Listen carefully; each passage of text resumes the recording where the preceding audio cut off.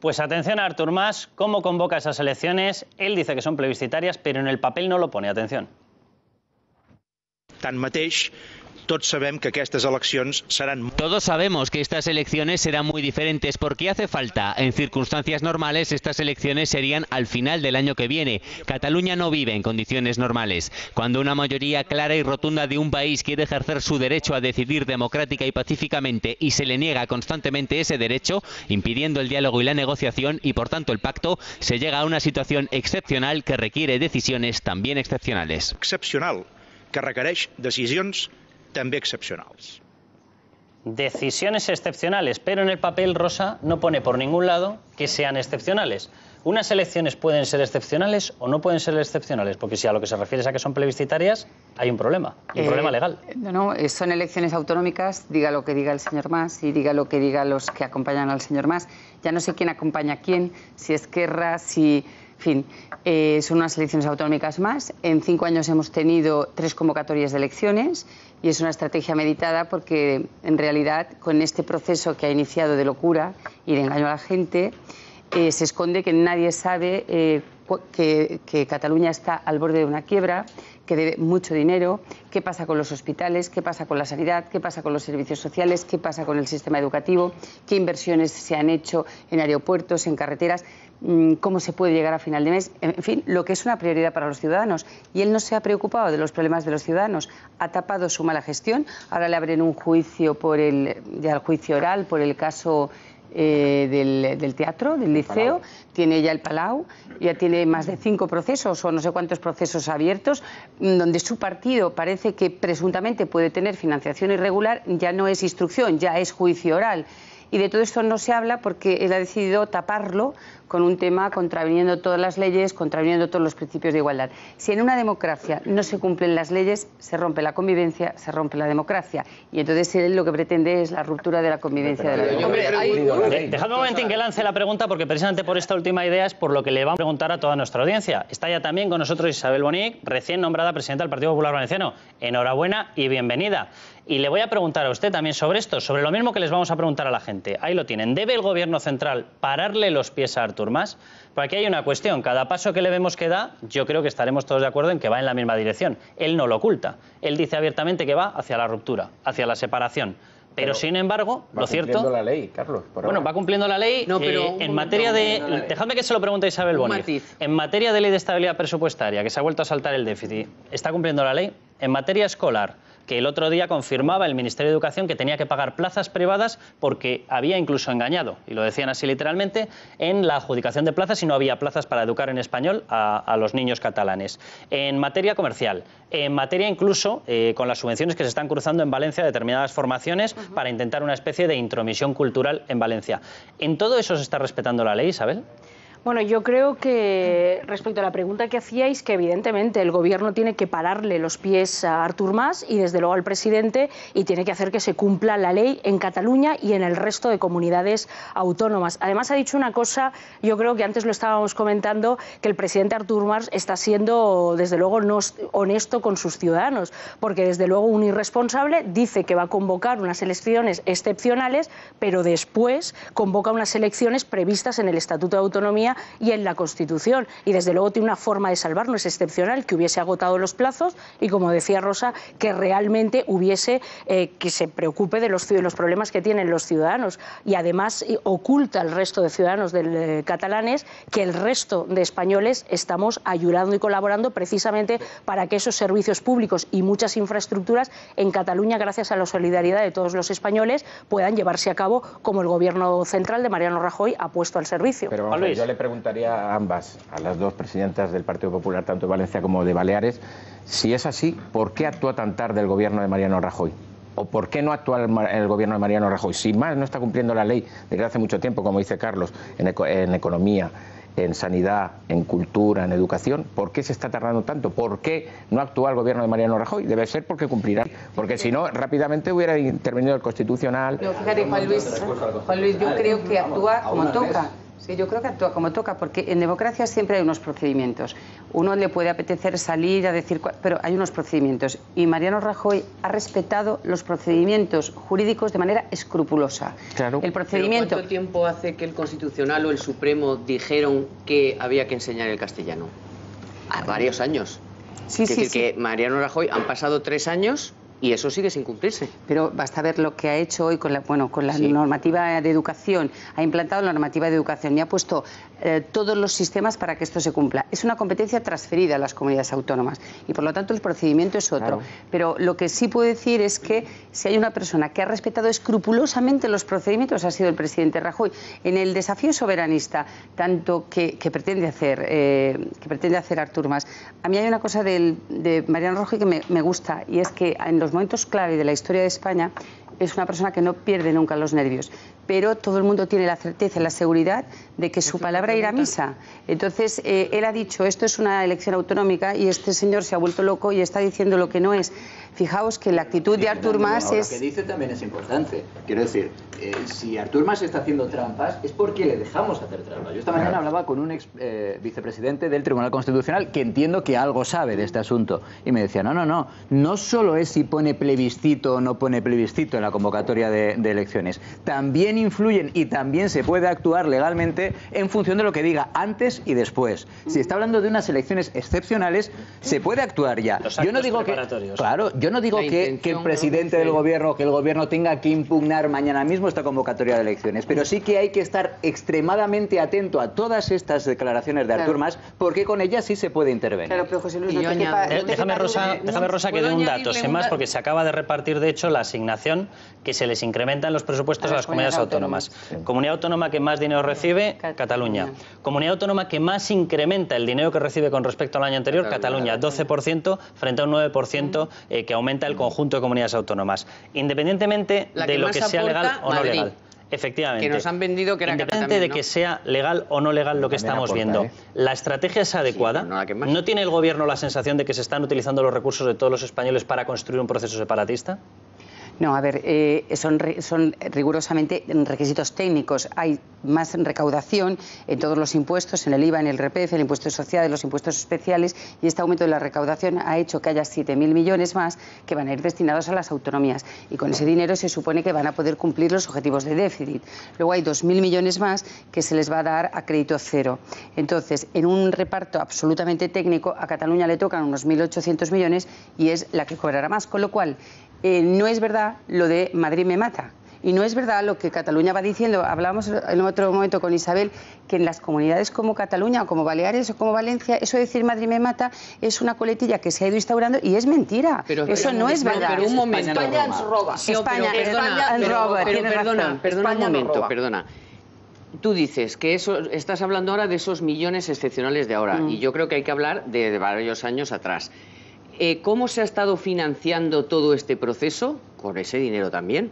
Y mientras no se han pagado a las farmacias. Y mientras se han cerrado... Claro, ese problema que no es se han cerrado... Ese dinero no es con un destino finalista. Pero a ver, cada comunidad autónoma, los que votan, el presidente dirige la acción de gobierno, la dirige de la manera que estima oportuna. Yo no estoy de acuerdo. No, pero perdóname, yo no estoy de acuerdo. Si le das dinero del FLA y le das dinero de todos los españoles, del mecanismo de rescate... Tiene que hacerlo para pagar a proveedores. Claro, pero resulta que en vez de pagar a las farmacias, resulta que financia todo este proceso a todas las asociaciones y a todos estos tinglaos que van en su favor. Y yo es donde ahí creo que había que haber aplicado bastante antes la ley de estabilidad presupuestaria, que existe para eso. Oiga, usted no sabe hacer las cuentas porque es obvio que no sabe, porque resulta que no paga lo que tiene que pagar y mientras usted hace otras cosas, abre embajadas, abre no sé qué. Con todos. Si yo digo con todos, pero como estamos hablando de Cataluña, si quieres ahora hablamos de Valencia, hablamos de Murcia, de quien quieras, a mí me da igual. Yo digo en general para todos. Y sobre lo que decía José Luis, yo estoy totalmente de acuerdo. La ley puede decir una cosa, pero el espíritu de esa ley es otra, porque lo acaba de decir Artur Mas. Dejadme que que nos está escuchando ya Gonzalo Doña Iturria, profesor de Derecho precisamente de la Universidad Camilo José Cela. Don Gonzalo, muy buenas noches. Hola, buenas noches, Carlos, buenas noches a todos. Gonzalo, estábamos debatiendo precisamente sobre si esa convocatoria en la cual en el papel se convoca sin anunciar que sean plebiscitarias. Se dice que es una convocatoria totalmente normal de elecciones autonómicas, pero justo antes se prepara una lista, se habla de que es plebiscitaria, se preparan alianzas, se dice que es una votación precisamente porque no se les deja el derecho a autodeterminación y según se anuncia además ese decreto de convocatoria, también en una rueda de prensa posterior se anuncia su carácter excepcional. ¿Es lícito o no es lícito lo que está haciendo Artur Mas? Vamos a ver, el derecho y nuestro ordenamiento jurídico prevé que aunque exista una apariencia de estricto respeto a la formalidad, que se formalicen las formas y la redundancia, que sea inatacable desde un punto de vista jurídico, un acto puede ser nulo por haberse realizado en fraude de ley. ¿Y cómo se entiende que se ha realizado en fraude de ley? Porque existen unos hechos, unos actos, unas declaraciones previas, coetáneas o posteriores que le dan ese carácter de fraude de ley. Y eso no es especialmente interpretable, eso los alumnos de primero de Derecho lo saben porque figura así en el título preliminar del Código Civil, figura así en el artículo 6.4 del Código Civil, y una doctrina que es fundamental, un aforismo romano, de la doctrina de los actos propios, que así lo determinan. Si a eso le sumamos todas las sentencias, sobre todo la de marzo de 2014, que anuló la declaración de independencia del Parlamento catalán, en donde se rechazaba de forma tajante que el pueblo catalán pueda considerarse sujeto político soberano, se reúnen, yo creo, todos los requisitos para poder tomar ahora mismo medidas. Sí, pero ¿dónde está el fraude de ley? Que es lo que no acabas... No me aclaro, Gonzalo. ¿Dónde está el fraude de ley? Si no se ha tomado ninguna medida legal en contra hasta este momento, ¿dónde está el fraude de ley? Porque decías que no necesariamente tiene que ser ilegal. Puede cometerse un fraude de ley. Haberse hecho el fraude de ley. ¿Por qué? Explícalo. Hay dos situaciones. Evidentemente, el presidente Mas lo que ha intentado es formalmente no tener ningún problema. La situación del gobierno ahora mismo es o bien actuar, y yo creo que con elementos jurídicos sustanciales, o esperar a una situación de prudencia política cuando, celebradas las elecciones, si los independentistas consiguen mayoría, el Parlamento, por ejemplo, decretara unilateralmente una declaración de independencia. Evidentemente, esta segunda sería mucho más objetiva y muchísimo más fácil de atajar jurídicamente. Eso no significa que con lo que ahora mismo hay, que es evidentemente un decreto que parece, yo por lo que he visto a última hora, es prácticamente idéntico al último decreto de convocatoria. Sin embargo, este tiene una serie de hechos, declaraciones, actuaciones, llamadas previas, coetáneas e inmediatamente posteriores, es decir, nada más salir de la sala esta tarde-noche el presidente Mas ha hablado de situación excepcional, del derecho a decidir del pueblo catalán, etcétera, que engrosado en un análisis jurídico puede haber sido un acto en fraude de ley. Pero el decreto es impecable. ¿Estamos de acuerdo? El decreto es jurídicamente impecable. Jurídicamente impecable, vale. Bueno, dejadme, porque yo creo que ha quedado bastante clara ese enfoque, el enfoque legal. Dejadme que veamos, muchísimas gracias Gonzalo, cómo hemos llegado precisamente a este decreto. Cómo hemos llegado y el camino y toda la acumulación de hechos que apuntan a que en lo que estamos es una cosa que ellos denominan abiertamente como el proceso separatista. Atención. En diciembre de 2010, Artur Mas era investido presidente, pero con un 46% de los escaños no consiguió sacar adelante su plan. Entonces se basaba en la financiación. Etapa per etapa. Pero con hasta 8 escándalos de corrupción involucrando a CiU, invocó al soberanismo. El mensaje está más que enviado. Hace 10 meses los catalanes fueron convocados a las urnas. Son mayorías a favor del derecho a decidir y de la consulta. Mas se suma al carro de la diada de 2012 a la que no acudió y convoca elecciones anticipadas. Solo pasan 2 2 meses y lejos de ganar apoyo pierde 12 escaños y ve cómo Esquerra, con un discurso más radical, se hace fuerte. Pero Mas no puede dar marcha atrás. A partir de entonces casi se olvida de gobernar y se centra únicamente en el independentismo. Eso le causará fracturas con sus socios de Unión. A partir de entonces Mas proclama que su gobierno se centrará únicamente en el derecho a decidir. Y es en enero de 2013 cuando se decide a convocar un referéndum. Su primera propuesta es preguntar si Cataluña debe ser un nuevo Estado de la Unión Europea. Una pregunta que a Unión no le acaba de convencer.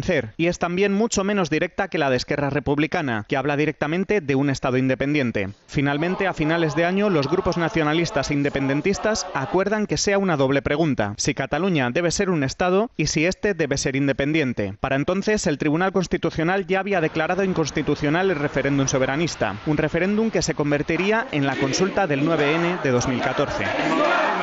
No tiene ningún valor jurídico, ningún valor democrático, que no tiene respaldo internacional y, lo más importante, que no va a ninguna parte. A pesar del varapalo legal, Mas se envalentona. Yo creo que nos hemos ganado el derecho a un referéndum definitivo. Se confirma su divorcio con Durán y Lleida, pero sus encuestas le dicen que de la mano de Esquerra puede tener más éxito que en 2012. Así se une a Junqueras, pero las últimas encuestas solo confirman que el nacionalismo pierde fuelle. Juntos por el Sí puede ganar, pero sin la mayoría absoluta sería un fracaso. No va a haber independencia de Cataluña, no la va a haber. La primera legislatura de Mas acabó 2 años antes de tiempo. La segunda acabará también 1 año antes de tiempo. Esta nueva hoja de ruta, que es la siguiente después de las anteriores, creo que es mala. Y después del 27S veremos si tiene una nueva oportunidad.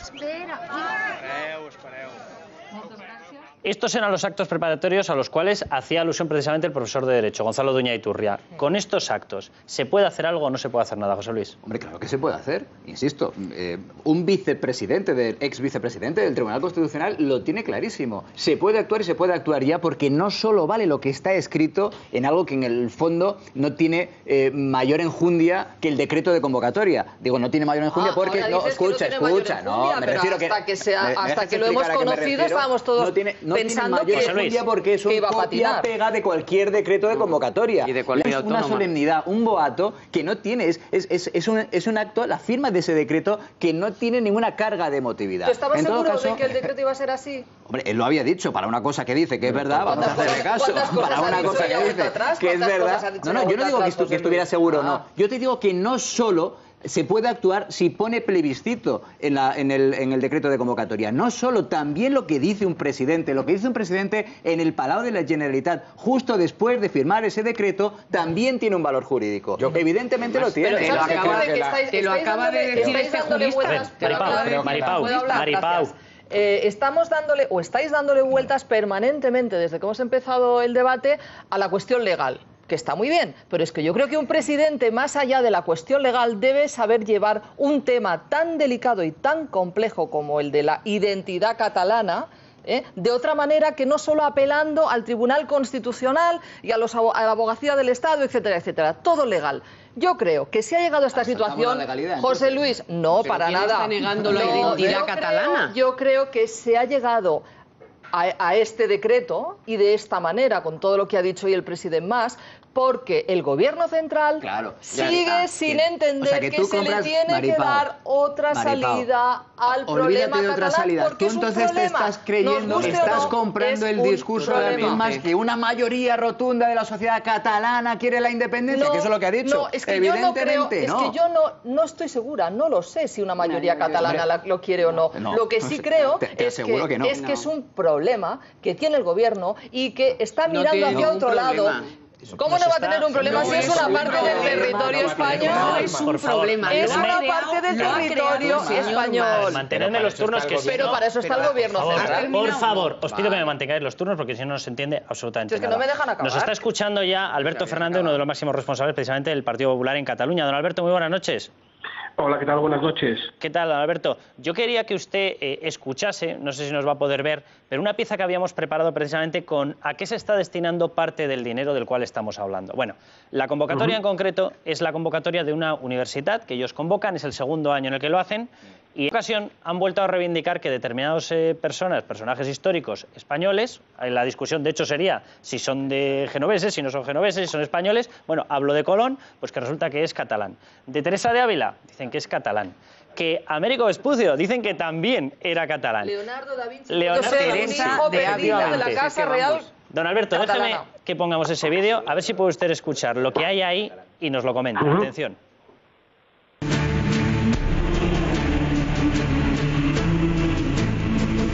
Desconfíe de todo lo que creía saber, ni italiano ni portugués. Cristóbal Colón era catalán, o al menos eso se defiende estos días en Montblanc, Tarragona, en el transcurso de la segunda Universitat Nova Historia, que debate sobre la presunta manipulación de España sobre quien en realidad se llamaba Joan Colom y Beltrán. El ayuntamiento de Esquerra patrocina la iniciativa. Y es que siempre según la teoría que impulsa el Institut de la Nova Historia, cuyas investigaciones dirige Jordi Bilbeni, Colón salió de Pals, Gerona, no de Palos de la Frontera, Huelva. Todo financiado por la corona aragonesa, que este estudio llama catalana, pero con las pruebas documentales censuradas y manipuladas por el Estado español a posteriori. ¿Fe? ¿En qué? En la verdad, la belleza, en la justicia. Una de las ponencias se llama El Quijote borró al Quixot. Han adivinado, la inmortal obra de Cervantes también era catalana. De un lugar de la Mancha nada. Miguel de Cervantes era en realidad Joan Miquel Servent. Y no acaba aquí la cosa. Pues coma o deje comer, porque yo no me sustento de esperanzas tan cansadas. De Lope de Vega a Teresa de Jesús, del Lazarillo a la Celestina. Todo fue escrito en realidad en catalán. Y uno de los platos fuertes. Que la Mona Lisa podría ser ni més ni menys que Isabel d'Aragó. El documental Desmontando a Leonardo, que relaciona al autor de la Gioconda con la corona de Aragón y el monasterio de Montserrat. Mañana concluye esta peculiar cita con la historia en Montblanc, Tarragona. Leonardo, el primer que hem de fer és desmuntar-lo. Don Alberto, esto que nos puede parecer hasta cómico, yo tengo la sensación, y se lo pregunto, de que forma parte de un plan. Y ese plan es conseguir darle la vuelta a la historia, darle la vuelta al sistema formativo, darle la vuelta incluso a la utilización de fondos para conseguir su causa independentista. No tenga la menor duda. Es decir, el nacionalismo siempre ha pretendido reescribir la historia para ajustarla a su guión independentista, y para ello no dudan o en el invento o en la distorsión de la historia, unas veces para justificar sus pretensiones, otras para amparar su controversia permanente contra todo aquello que representa a España en Cataluña. Si me permite la ironía, lo que no dejaría de sorprender es que en esta historia que promueve de Cataluña esta universidad, entre comillas, porque no se merece ese nombre, pues podrían haber ya reescrito dentro del invento de la historia que el presidente del Barça, el señor Joan Gamper, pues tampoco era suizo, también era catalán, ¿no? Cosa que yo creo que ahí no se atreverán. Y, Carlos, esto lamentablemente no es una excepción. Yo hace unas semanas denuncié que el Ayuntamiento de Barcelona había subvencionado lo que yo califiqué como un libro esperpento. Ese libro se llamaba Aportaciones Universales Catalanas. Y se consideraba que el Kama Sutra occidental era catalán. Colón, como hace ahora esta universidad, también era catalán. Describían el imperio catalán desde el siglo XIII al XVI por todo el Mediterráneo y Albania y Beirut. Y a partir de aquí, dentro de estas aportaciones universales catalanas, pues ni una referencia a Dalí, debe ser porque no era catalán universal, o mejor dicho, porque sí que lo era, pero se sentía también español y por lo tanto no es digno de figurar en los libros de historia desde la visión independentista. O los Juegos Olímpicos del 92, pues se silenciaba absolutamente, que fueron un éxito colectivo también de toda España, que apostó por la candidatura olímpica a Barcelona con el rey Juan Carlos encabezando junto a Juan Antonio Samarán, ¿no? Por tanto, lamentablemente, esto no es una excepción, es un auténtico esperpento. Estos libros, esta forma de interpretar la historia, pero lamentablemente sus consecuencias son nefastas porque dividen aún más a los catalanes y pretenden captar catalanes para confrontarse a España. Claro, don Alberto, pero usted ahí destaca dos aspectos que yo creo que son importantísimos. Uno, el tema de la financiación. Yo tengo aquí una copia de parte, no es todo, de un documento que también se ha editado precisamente con dinero de la Generalitat. Se llama Crónica de una ofensiva premeditada. Tiene 102 páginas y en esas 102 páginas se va relatando todo lo que a cualquier persona se le pueda ocurrir bajo un único punto de vista, bajo un único prisma. Y es que toda la política que se ha llevado a cabo en los últimos años ha sido para provocar a la Generalitat, para intentar sofocar un sentimiento absolutamente mayoritario de independencia, para ahogar su sentimiento democrático. Y lo va relatando desde el punto de vista de historia, habla de una ofensiva premeditada, del no respeto al derecho a decidir. Pero claro, usted mencionaba el tema del dinero. Todo esto cuesta dinero, esto se financia. ¿Cómo puede ser que una economía absolutamente deficitaria, como la catalana, absolutamente arruinada por determinadas decisiones, tenga dinero para estar financiando esto, don Alberto? Porque el gobierno de la Generalitat y los ayuntamientos que controla desde su mayoría independentista nunca han tenido ningún tipo de reparo, rubor ni escrúpulo en destinar recursos públicos para financiar su proyecto independentista, sus tesis separatistas y buscar esa confrontación de Cataluña contra el resto de España desde la propia división de los catalanes. Es esa estrategia del independentismo de subvencionar también determinados medios de comunicación privados y poder generar un estado de opinión favorables a sus tesis, lógicamente respaldadas por los medios de comunicación públicos como TV3, Cataluña Radio, etcétera, ¿no? Y hoy mismo lo hemos visto, hace apenas una hora se han convocado las elecciones catalanas y el señor Artur Mas ha optado por convocar esas elecciones catalanas a las 9 de la noche y la hora no ha sido casual.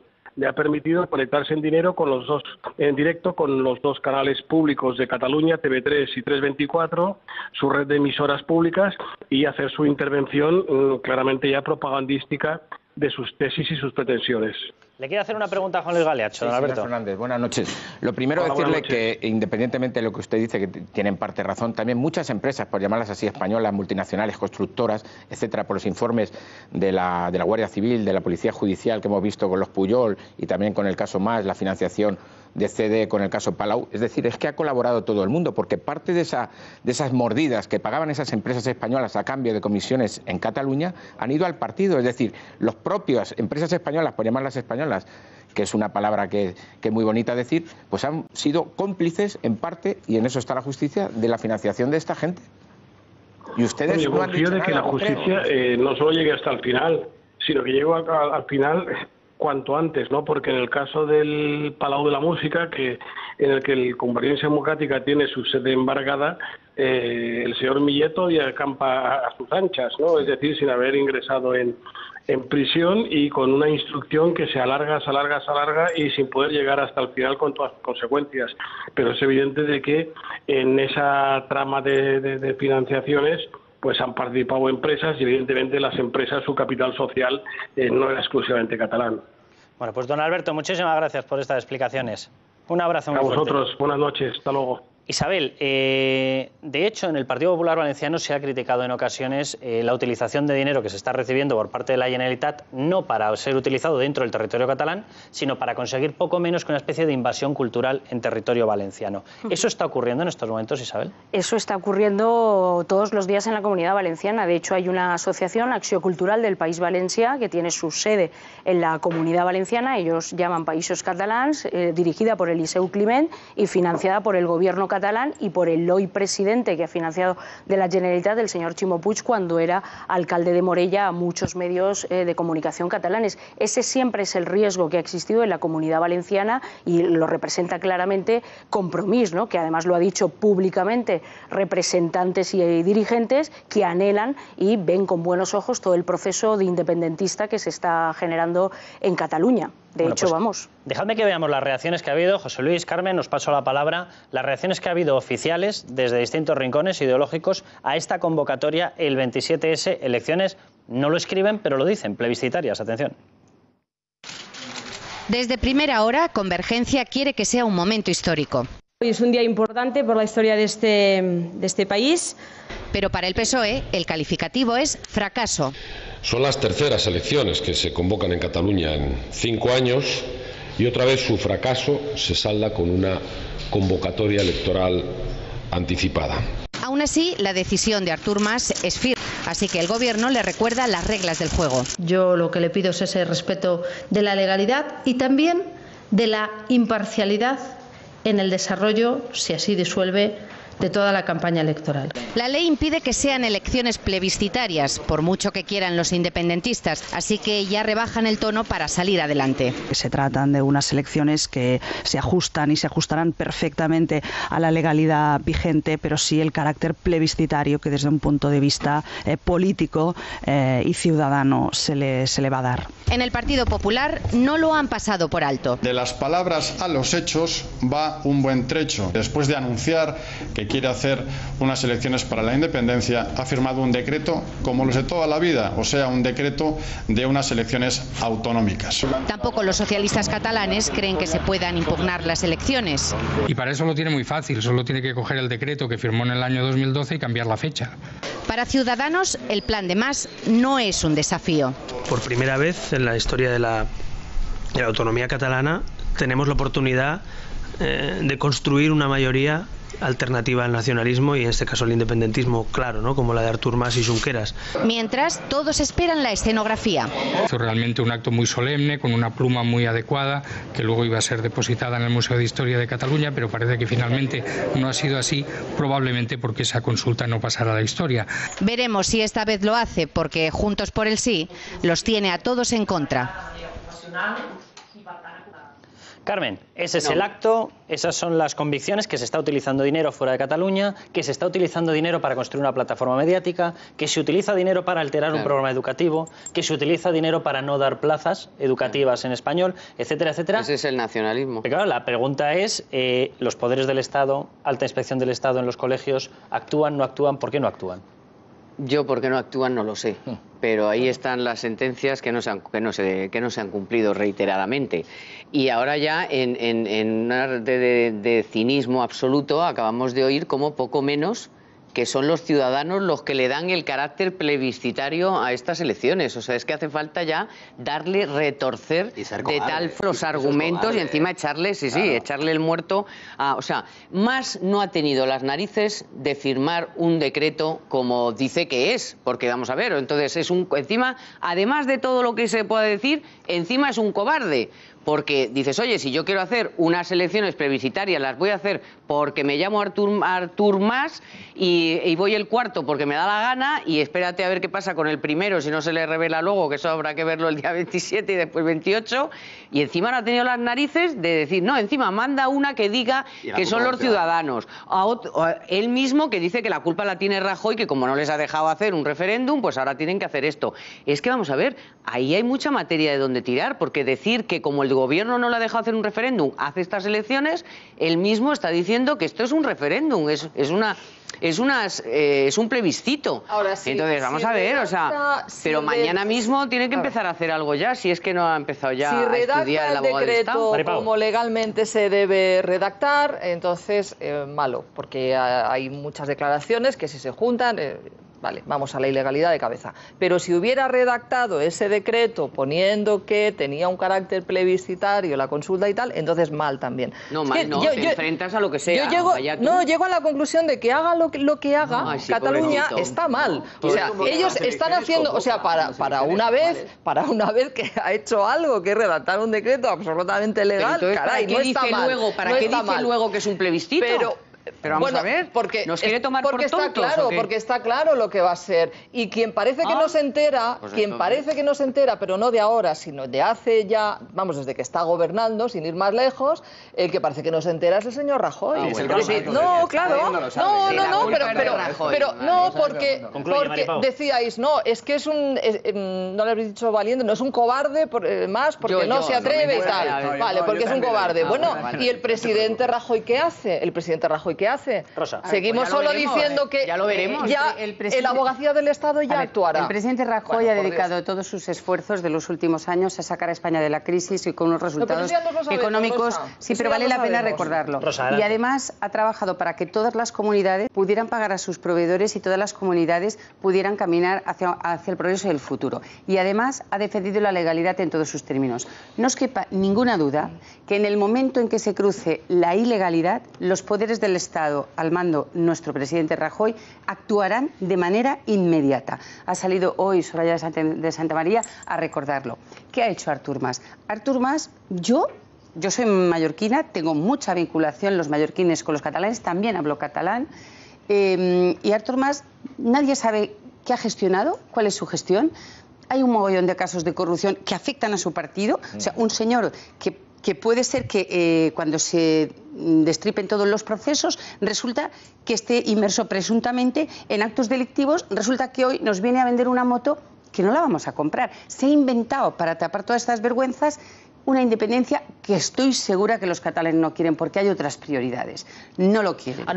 Pero un momento, acabo. Y ha roto con sus socios de toda la vida, Unió, con los que realmente se llevaba bien, son compañeros nuestros en el Grupo Popular en Europa, se ha juntado con grupos con los que no se va a entender para nada. El programa de los grupos con los que se ha juntado en esta aventura de Junts per al Sí, se han juntado para esto, pero no se entienden en nada, ni en lo económico, ni en la gestión, ni en los modelos, son antagónicos. Y luego, detrás de una mesa hay que gestionar, hay que resolver los problemas. Y entonces resulta que, como sabe que eso es imposible, que esto es ilegal, que esto no encaja en el Estado de Derecho, que esto es romper la convivencia, lo hace legal porque en realidad son unas elecciones autonómicas. Y por eso que ha dicho el Gobierno de España, si son unas elecciones autonómicas más, mientras se mantengan como elecciones autonómicas, perfecto, encajan en la legalidad.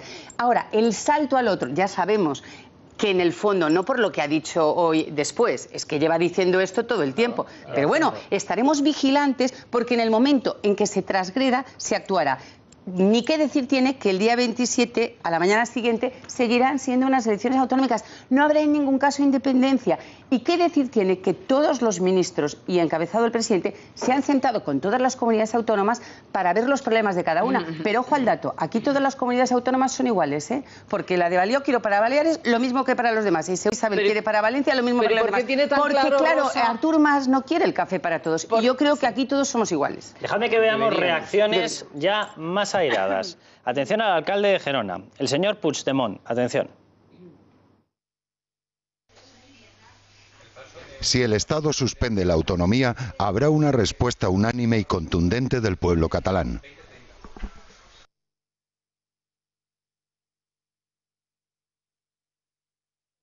A las declaraciones de una persona conocida de todos, el señor Espot, esa persona que alardeaba de tener el récord de denuncias a los comercios que utilizaban el idioma castellano. Atención. Yo no estoy aforado como Mas ni tengo el dinero para pagar. A Millet y a Pujol no se les ha multado por robar. Yo no voy a pagar. ¿Acaso alguien paga? Y estas declaraciones las hace después de que le impongan, bueno, imponer, yo no sé si lo han impuesto porque él dice que no lo va a pagar, la sanción por la pitada. Me parece que él tenía en concreto, me parece que eran 90.000 euros, me parece que tenía de sanción de multa, efectivamente, 90.000 euros por aquella pitada. Y el resultado es que alardea de que no va a pagar. José Luis. ¿Qué país se quiere construir sobre esa base? No, yo no pago, total, ¿para qué? Él se supone que quiere crear un país y quiere hacerlo sobre esa base, del mismo modo que esa lista unitaria por la independencia dice, no, nosotros si tenemos un solo voto más, si tenemos un solo diputado más, el 28 independencia. Quieren construir un país sobre un 20, un 30% de la población real. Pero ¿qué país y en el resto de Europa qué van a decir de un país o de un grupo político que quiera construir un país en torno a un 20 o un 30% de la población? Es que es una locura, es un auténtico disparate que no va a ninguna parte. Isabel. No, yo creo que, por lo que decía Maripau, ¿qué ha hecho el Gobierno? Yo creo que el Gobierno sí que ha sido muy contundente. De hecho, tanto Soraya, la vicepresidenta, como el presidente ha dicho que se va a cumplir la ley como no puede pasar de otra manera. Y además incluso la aplicación del artículo 155 con toda esa suspensión si llegaba a cabo y se ha actuado. Es decir, el Tribunal Constitucional ha declarado ilegal el referéndum y esa declaración de independencia que salió del Partido Catalán. Y sobre todo ha hecho algo muy importante, que es suplir la irresponsabilidad del señor Mas y de sus socios de gobierno. Es decir, si hoy Cataluña puede atender a sus pagos, si hoy Cataluña ha podido mantener como el resto de comunidades y ayuntamientos, es porque el Gobierno de España ha articulado instrumentos y mecanismos para que puedan seguir adelante todos esos servicios públicos, porque los ciudadanos catalanes, estarás conmigo, Maripau, que no tienen la culpa de tener gobernantes irresponsables que en lugar de estar solucionando los problemas reales de los ciudadanos, están en batallas para encubrir su propia incompetencia. Pero aquí se puede introducir el elemento de la gustaría, como la troika europea. Carmen. Pero Maripau, si acabas de terminar de hablar. Carmen, adelante. Y un apunte, esto viene no en esta legislatura.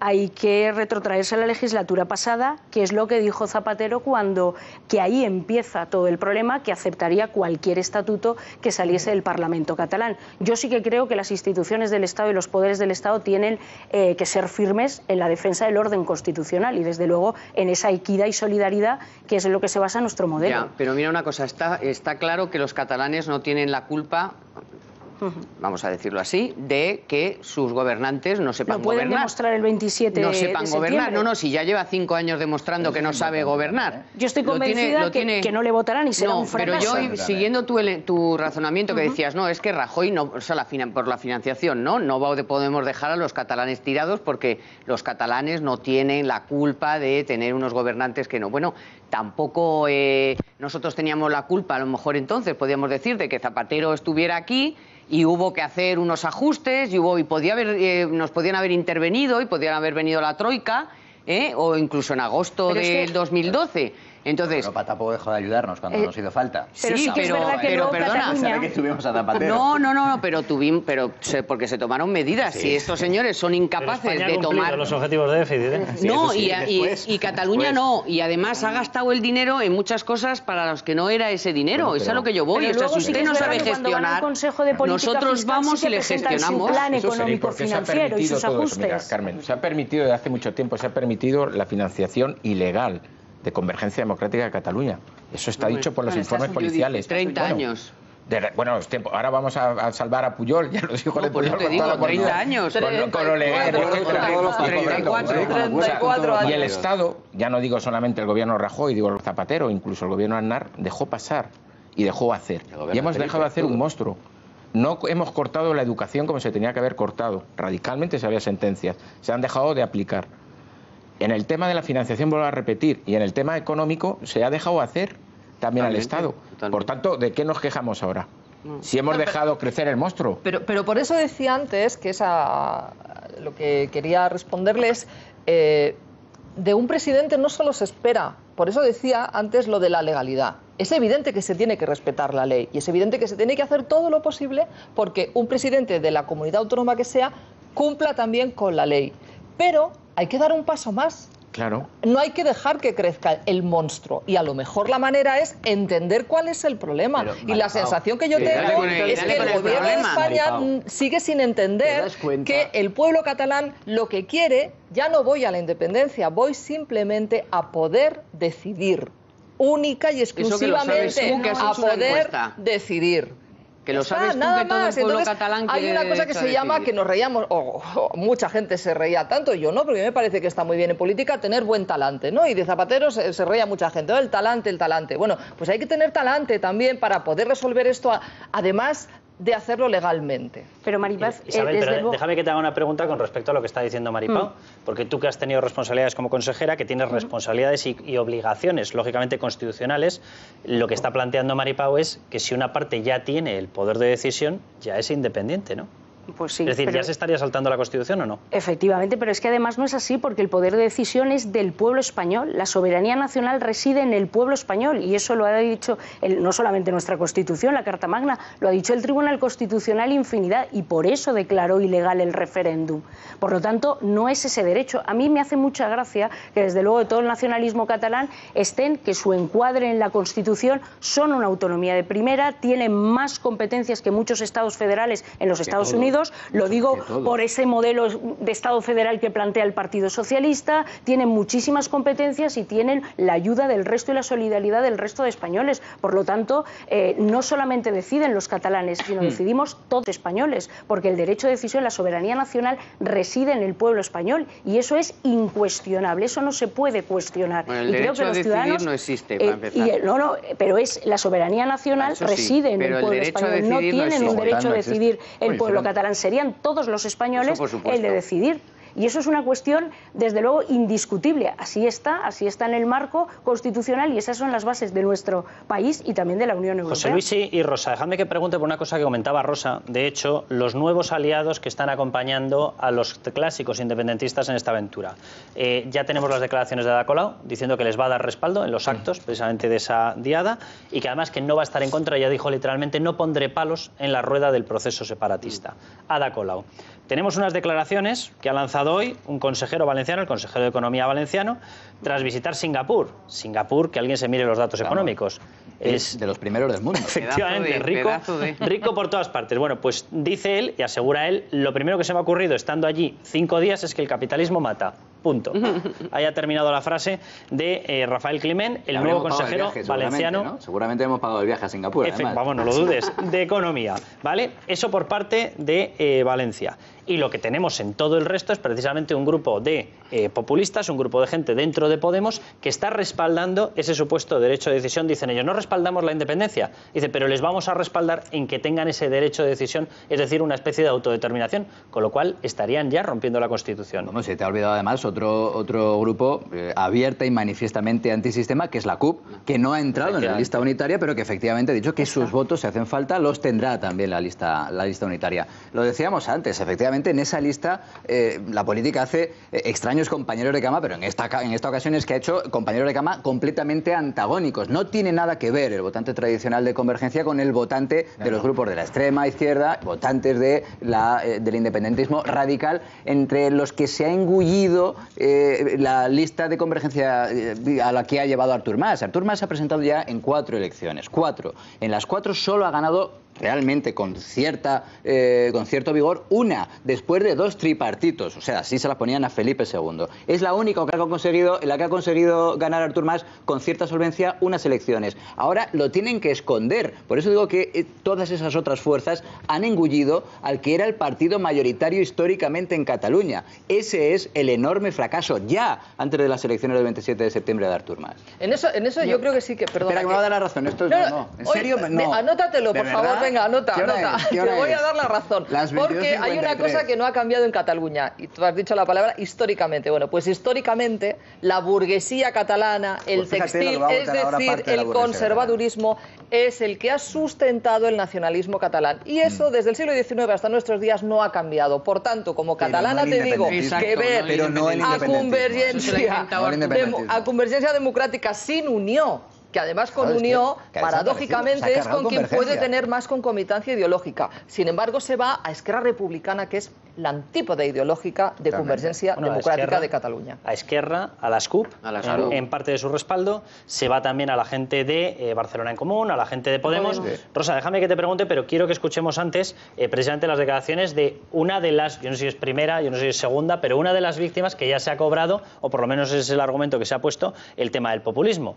¿De qué persona estoy hablando? Antonio Miguel Carmona. Antonio Miguel Carmona respaldó en la votación para que fuese Manuela Carmena, de Ahora Madrid, es decir, del grupo relacionado, impulsado, aupado por Podemos, alcaldesa de Madrid. Bueno, pues en estos momentos uno de los argumentos que ha utilizado el Partido Socialista en Ferraz, el PSOE, es decir, Pedro Sánchez, para cortarle la cabeza como portavoz a Antonio Miguel Carmona, ha sido precisamente el respaldo que le dio a Carmena.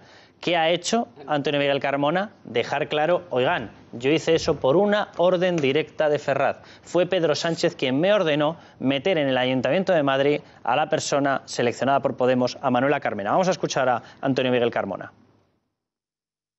No podrán decir, esta boca es mía, en algo que yo haya hecho distinto a lo que decía la Dirección Federal. Como, por ejemplo, apoyar a Manuela Carmena sin entrar en el Gobierno. Como, por ejemplo... Pues ahí lo ha soltado. Lo hizo por una orden. Antes. Lo tenía que haber sacado el orgullo un poquito antes, porque a Carmona la Dirección Nacional del PSOE le ninguneó durante la campaña electoral. Él agachó las asas y ahí estuvo. Carmona tuvo una reunión a solas con Esperanza Aguirre en la que había solo 2 o 3 personas más que ellos. Solo ellos 2 y otras 2 o 3 personas, no había medios de comunicación. Y Esperanza Aguirre le dijo, voy en serio con esto.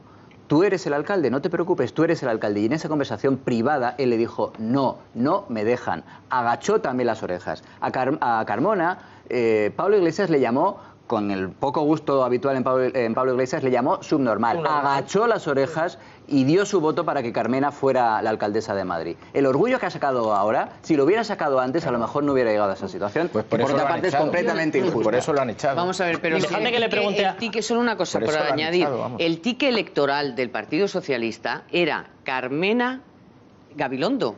Pero si es que se lo estaban diciendo desde el minuto antes de las elecciones. Se le dijo, pero ¿no lo ves, Carmona? Que es que como le pasó a Sebastián, y así metafóricamente hablando, le escondían la propaganda. Y no metafóricamente, o sea, es que le escondían la propaganda. Y en ese momento no fue capaz de decir, oye, que yo no apoyo a esta gente, como ¿por qué lo apoyó para seguir ahí siendo el portavoz? Y ahora, claro, ha perdido mucha credibilidad. Rosa Isabel, como personas que representan al Partido Popular en 2 comunidades autónomas donde también ha sido decisivo el apoyo de Podemos para desbancar al gobierno del Partido Popular, en Baleares y en la Comunidad Valenciana. Bueno, y en el caso de la Comunidad Valenciana, también además en el Ayuntamiento de Valencia. En esas decisiones, ¿puede salir ahora el Partido Socialista y decir, no, esto fue Antonio Miguel Carmona? Y no voy a ser yo quien le defienda por lo que acaba de decir José Luis Pérez, que tiene toda la razón. Si usted quería no sentar a la señora Carmena, lo tenía muy fácil, haber votado en contra. Porque claro, esta historia ahora, de momento, ya el Ayuntamiento de Madrid, en un ayuntamiento que tiene, para que nos hagamos una idea, un presupuesto similar al de Portugal, resulta que nos deja sentada nada más y nada menos que a una de las máximas personas responsables, seleccionadas, como la queramos llamar, de Podemos.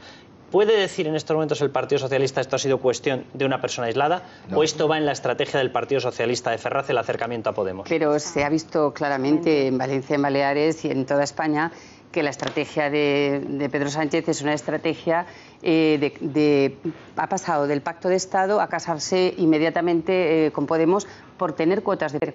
Yo creo que la crisis ha enseñado, entre otras cosas, que los gobernantes tienen que ser serios, tienen que ser coherentes, tienen que tener principios y tienen que decir la verdad. Y Sánchez dice lo que le interesa en cada sitio. En Castelldefels y en Terrassa han votado ser de la Asociación de Independencia, porque como gobernaban con ellos, tenían que votar esto. Cuando le pides a Sánchez, mira para otro lado.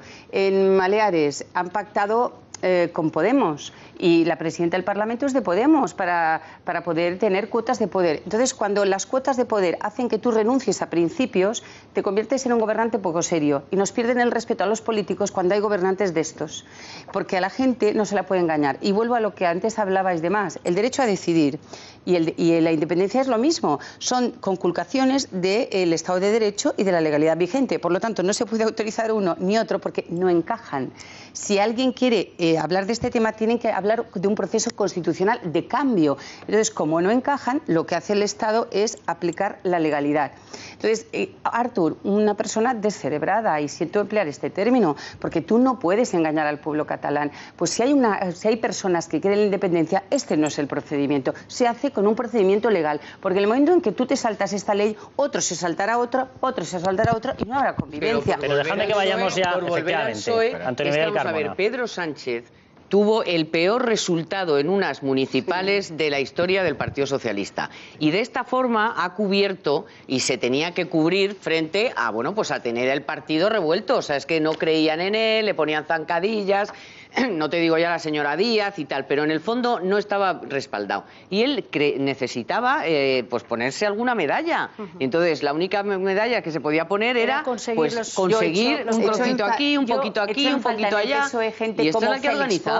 Como Ramón Jáuregui, como Felipe González, hombres de Estado que se sentarían en un caso así con el Partido Popular y dirían, eso no puede ser. Ya veremos. Pero gente de Estado, pero ahora no hay gente de Estado. Ahora cualquiera que gente bastante cabal en el Partido Socialista. González con el PP. Descabellado. Isabel, que la maniobra fue muy parecida en Valencia. Bueno, te leo algunas de las frases que está diciendo en estos momentos Antonio Miguel Carmona.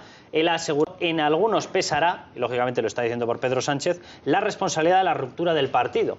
Él asegura que puede incluso haber una ruptura del partido. Vamos a hablar en unos momentos con Juan Segovia, que es precisamente la persona que se presentó, vamos a decirlo, contra la candidatura oficial. Es decir, la persona alternativa a los designios de Pedro Sánchez, ¿vale? Y que perdió, pero perdió por 45% y 55% los oficiales, los oficialistas. Entonces, cuidado con lo que puede ocurrir. Carmona está diciendo que esto puede provocar la ruptura del partido, pero como decía José Luis, no lo hizo antes. De momento ya tenemos sentada ahí a Manuela Carmena, de la cual en unos momentos les vamos a dar un montón de detalles de las cosas que está haciendo. Y Carmona está diciendo, porque le habían ofrecido también una plaza de senador, es decir, pagarle el silencio. Te sacamos de aquí, no digas nada, que vas a estar sentado en el Senado, no sé si como aquel otro del PP diciendo yo me hice de esto para tocarme los tal, entre comillas, o para qué.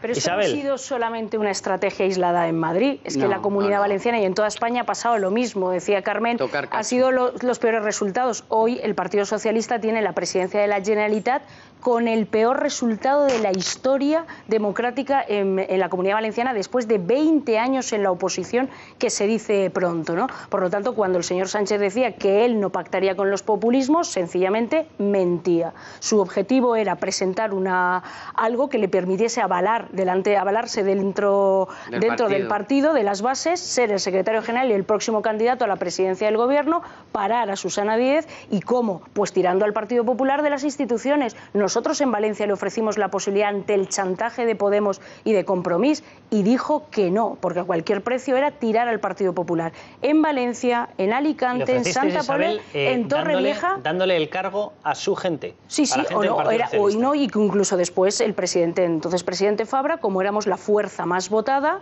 pues que nos apoyase y que entrasen en el gobierno. Y no quisieron. Esa es la realidad. Y en Valencia exactamente lo mismo, en Valencia ciudad. Por lo tanto, es una estrategia clarísima de Pedro Sánchez de tirar al Partido Popular a cualquier, que desde luego le va a pasar factura, y mucha, ¿no? Porque ya se está viendo cómo la ingobernabilidad en ayuntamientos y en comunidades es evidente. Tú decías antes lo del consejero de Economía, Rafa Climent, que además es de Compromís, porque hay un reparto de las consejerías que están paralizando absolutamente todos los proyectos que generan empleo y riqueza, y en algún momento tendrán que explicar cómo quieren pagar en una comunidad tan dinámica como la valenciana, cómo van a pagar la sociedad del bienestar. Eso te iba a preguntar. Luego vamos a ver el caso del Ayuntamiento de Madrid y lo que está ocurriendo. Vamos a ver algún otro caso precisamente en el Ayuntamiento de Barcelona con Ada Colau. Pero yo te quería preguntar precisamente por la Comunidad Valenciana, porque otra de las declaraciones famosas de Mónica Oltra, cuando le pasan las obligaciones fiscales, las obligaciones de control del gasto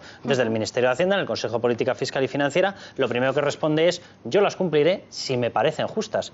Si todas las comunidades autónomas hacen eso, exactamente ¿qué ocurre con España? Pues bueno, pues que es una quiebra absoluta. El problema que tiene la izquierda y un caos y una quiebra. El principal problema que tiene... Pero eso es con lo que ha pactado el Partido Socialista. Exacto, eso es con lo que ha pactado. Mónica Oltra es la portavoz. Efectivamente, y su vicepresidenta y portavoz, eso es lo que ha pactado, y además son presos de su propia demagogia, ¿no? Como cuestiones cuando se tomaban medidas, como el cierre de Radio Televisión Valenciana, después de haber intentado salvarla con un ERE y hacerla sostenible, ellos se comprometieron a readmitir a los 1.800 y hoy la señora Mónica Oltra dice que no se compromete porque es imposible o inviable jurídica y legalmente. Eso es lo que ha pactado el Partido Socialista. O sea, al final entregado al populismo y desde luego sin cumplimiento nada. Con una cuestión, yo creo que por la financiación. El Partido Popular en la legislatura pasada mantuvimos exactamente la social bienestar, colegios, centros de salud, con 1.600 millones menos. O sea, la Comunidad Valenciana el año que viene va a tener 1.600 millones de euros más.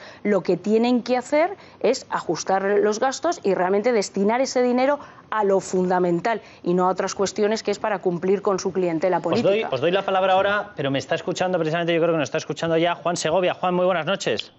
Hola, buenas noches, Carlos. Juan Segovia, que lo conocen todos ustedes, que ha estado sentado en muchas ocasiones con nosotros, pero además es la persona que se presentó por la candidatura, Juan, corrígeme si no es así, la no oficial, por llamarlo de alguna manera, o la no oficialista, sí. Efectivamente, precisamente para gestionar el Partido Socialista de Madrid.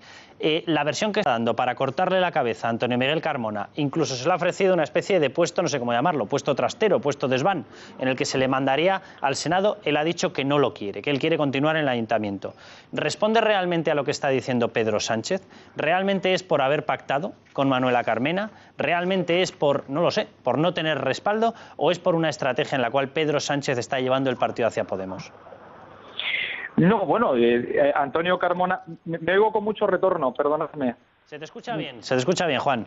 Sí, decía que Antonio Carmona respondió a lo que la Ejecutiva Federal le pidió, que era llegar a un acuerdo de gobierno, pero no incorporarse al gobierno.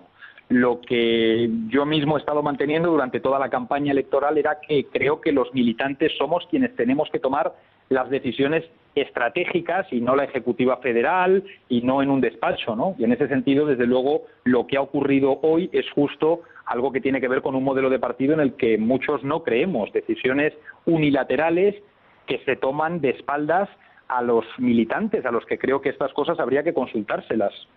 Juan, después de las explicaciones que ha dado Pedro Sánchez, claro, tú estás tocando un punto que es el tema de las decisiones por parte de las bases de las primarias. Pedro Sánchez ha estado alardeando permanentemente de que el Partido Popular no tiene primarias, que él salió por unas primarias. Después de las actuaciones que está tomando, ¿puede seguir alardeando del tema de primarias? Bueno, yo creo que el Partido Socialista es un partido muy democrático, donde es verdad que nosotros elegimos a través de primarias a nuestros líderes. Yo acabo de venir de unas que he perdido en buena lid con quien las ha ganado. No, nada que reprochar a ese respecto. Lo que yo estoy diciendo es que yo quiero que en mi partido haya algo más que primarias para elegir a la dirección. Quiero que en mi partido las grandes decisiones estratégicas las tomemos entre todos.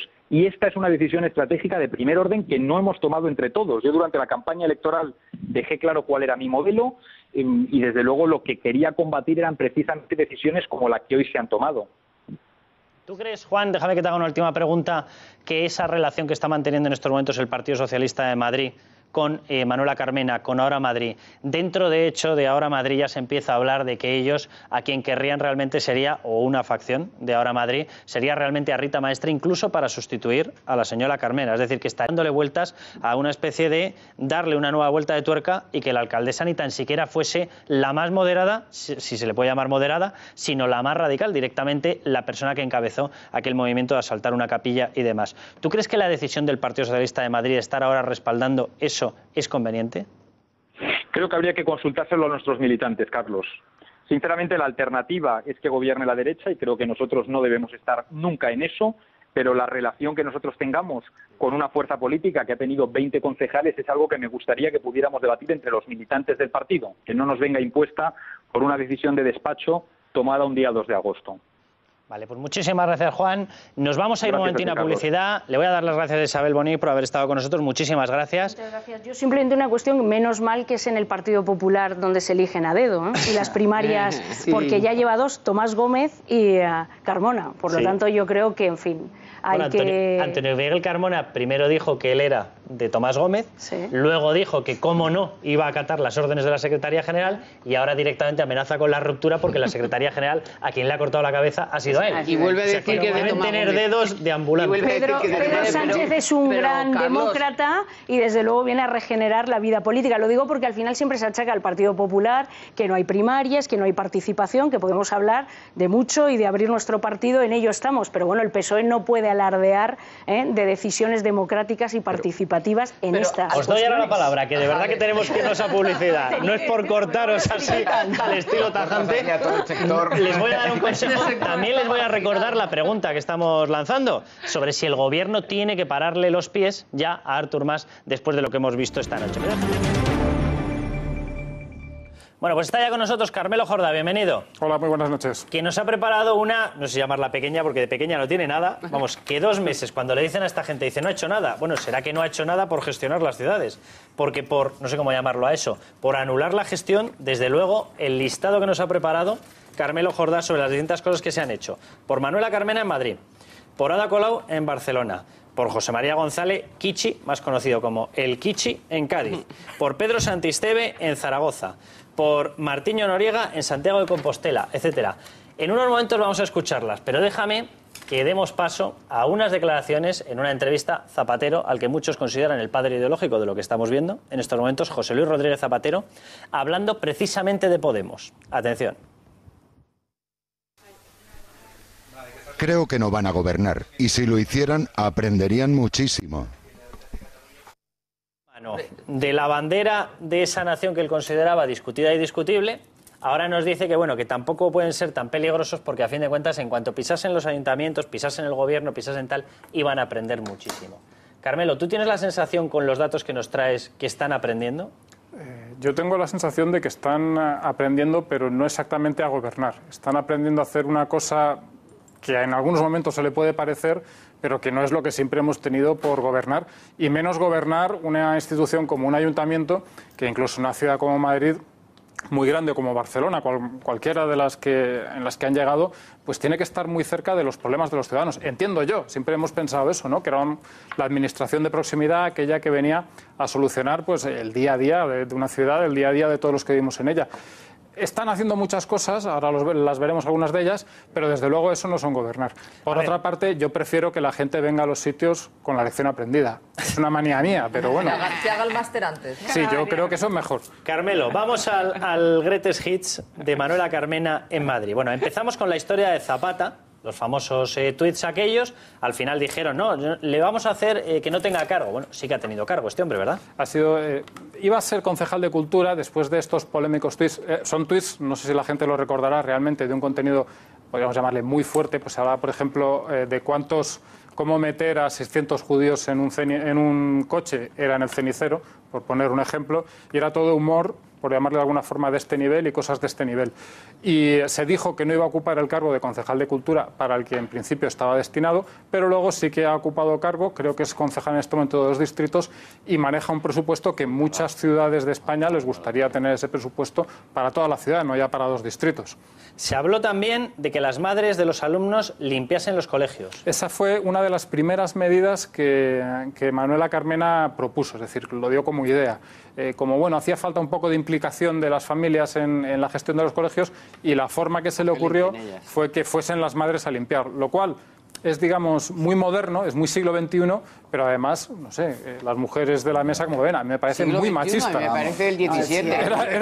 Trataba de ser ironía. No sé, bueno. Además, que un ayuntamiento como el de Madrid no pueda limpiar los colegios. Los colegios, por cierto, obviamente todo lo que es la educación depende de las comunidades, pero los colegios en sí son instalaciones municipales. Es decir, que cuando se dicen esas cosas no son bromas. Pero la cuestión ahí no era si podía limpiar o no podía limpiar, sino el hecho de que se le ocurriera que fueran las mujeres las que limpiaran. Inmediatamente se le dijo, oye, ¿y los maridos qué pasa? O sea, los padres qué pasa, que no limpian. Y entonces ya dijo, ahí va, y lo abandonó. Pero no lo abandonó porque se pudiera pagar o no. Habló del programa contra el hambre infantil y habló de que en Madrid había, según los datos que tengo aquí recopilados, 25.000 niños hambrientos. Sustituyó el programa que había precisamente de lucha contra el hambre entre la infancia, que tenía lanzado Ana Botella, con lo cual se estaba enviando la comida para que no tuviesen la vergüenza de tener que estar en un sitio público, poco menos que exhibiendo su pobreza, y en ese programa la señora Ana Botella, como alcaldesa, consiguió juntar a 2.700 niños. Se cambia ese programa, se introduce a través de los colegios, y en estos momentos resulta que el número de plazas que se han ocupado son 600 en toda la comunidad. La historia del hambre infantil es tremenda porque ha sido uno de los grandes leitmotivs de la campaña electoral. Es decir, durante la campaña electoral, tanto ya no solo Manuela Carmena, sino todos los candidatos de Podemos han tratado de vendernos una situación social absolutamente desesperada, con hambre en todos los sitios, realmente que era necesario cambiar, que era necesario gobiernos nuevos para hacer algo ya. Llegan, vemos que no hacen nada y vemos que alguno de esos leitmotiv fuertes pues se desinfla. Carmena habló de 25.000 niños que sufrían hambre en Madrid. La cifra, digamos, que se habían llegado por los estudios del ayuntamiento antes eran alrededor de 2.500. Cuando se pone en marcha este programa, la cifra real son 600. Entonces, toda esa gran emergencia social, todo ese gran problema terrible, toda esa necesidad de cambio, no era cierta. Nos han mentido. Esa es la demostración de que nos han mentido. Y además nos han mentido con una cosa que a mí, perdona Carlos, me parece muy seria. Es decir, jugar con el hambre de los niños, si es que la hay, para sacar rédito político, me parece de lo más sucio que se puede hacer hoy en día en un país. Pero Carmelo, yo sobre todo voy a la diferencia de datos. Vamos a ver, si se ha cotejado que hay 2.700 niños que están en situación de hambruna y se pone un plan que está funcionando, si cuando varías ese plan resulta que los que acuden son 600, o a mí me fallan mucho las cuentas, o hay 2.100 niños que no están acudiendo porque el nuevo plan o los estigmatiza, o los margina, o los pone en una situación de vergüenza social, llamémosle X. Pero el resultado final es que hay 2.100 niños que no están acudiendo a algo a lo que antes sí que acudían y que estaba detectado como hambre infantil. Es decir, quiero decir que si las medidas que está lanzando esta gente no las está lanzando por un motivo exclusivamente de politización, sino que lo que quiere es atender las situaciones de necesidad social, lo que debería hacer sería reconocer que el antiguo plan estaba funcionando mucho mejor. Digo yo, vamos, de hecho, reconocieron de alguna forma que ese plan que iban a cambiar era mejor que el suyo. Eso lo dijeron públicamente en una rueda de prensa, que el plan estaba muy bien y tal. Luego lo han puesto en marcha a través de los colegios, que era una vieja reivindicación, que se abrían a los colegios y efectivamente va menos gente. El por qué va menos gente yo creo que es muy complejo. Es decir, esa gente que se ha perdido ahí, esas cifras que se han perdido ahí, habría que analizarlas muy bien.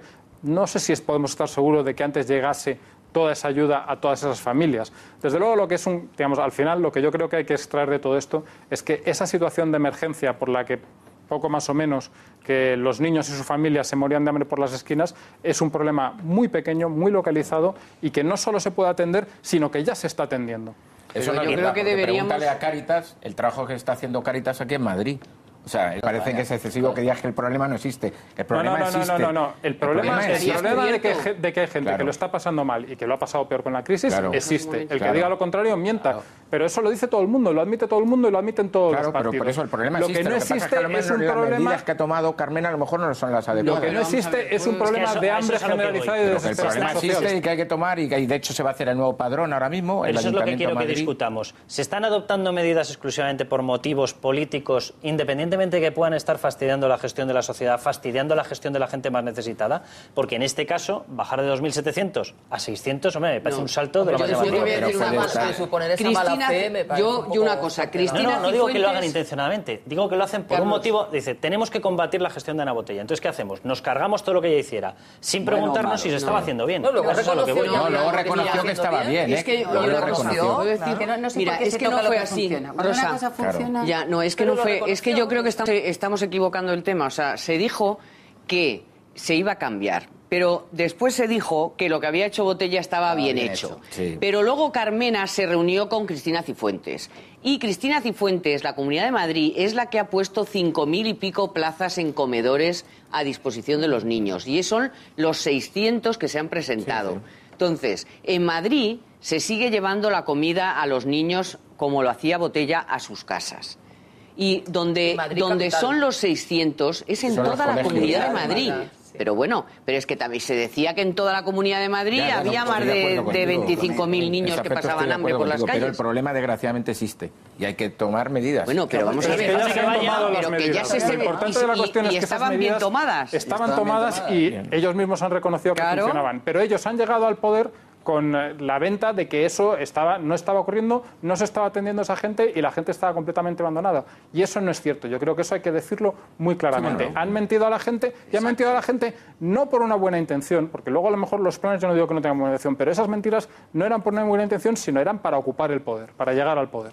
Y déjame que citemos la última que se ha conocido hoy. Carmena destituye a Álvarez del Manzano al frente de IFEMA. ¿Y a quién nombra? A Luis Cueto, al marido de su sobrino. A su sobrino. Parece mal. Que nombre al marido de su sobrino. No, que quite a Álvarez del Manzano, que lleva 25 años. Que lleva ahí ya. Hombre, que yo creo que los puestos no se pueden perturbar, la noticia entera, Juan Luis, no es quita a Álvarez del Manzano. La noticia entera es quita a Álvarez del Manzano. Pero la primera parte, ¿qué nos parece? Al marido de su sobrino. No te la explico. Pero estamos discutiendo la primera parte o que Carmena Nadie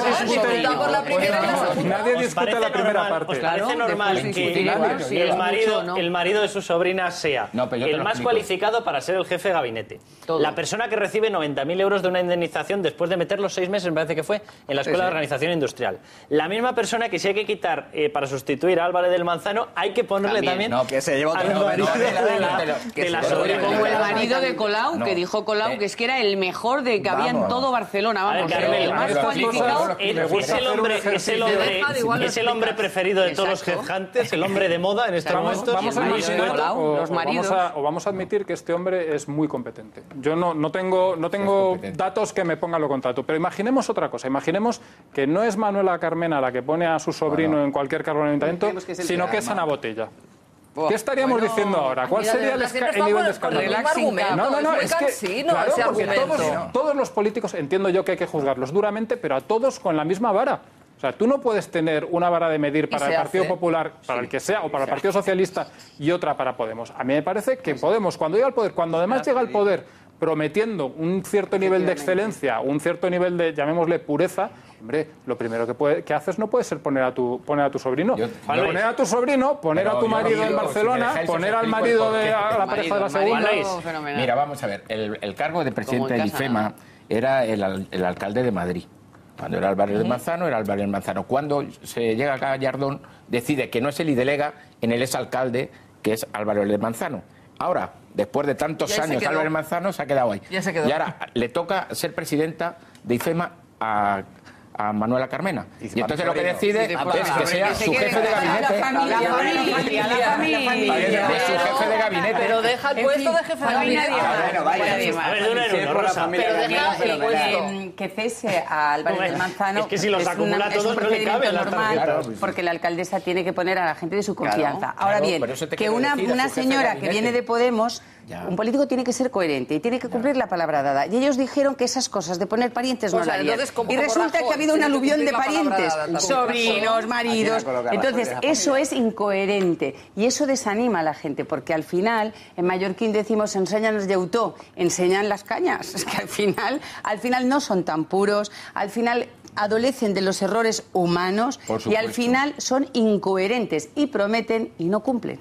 Que han pasado 50 días, como 50 el resto de partidos. Y tenemos en los dos principales ayuntamientos al sobrino, al marido y a la mujer. Te voy a hacer una en los dos principales ayuntamientos. Como has estado además en cargos de poder dentro del Partido Popular de Balear, y me parece que lo has hecho bien, bajo mi criterio.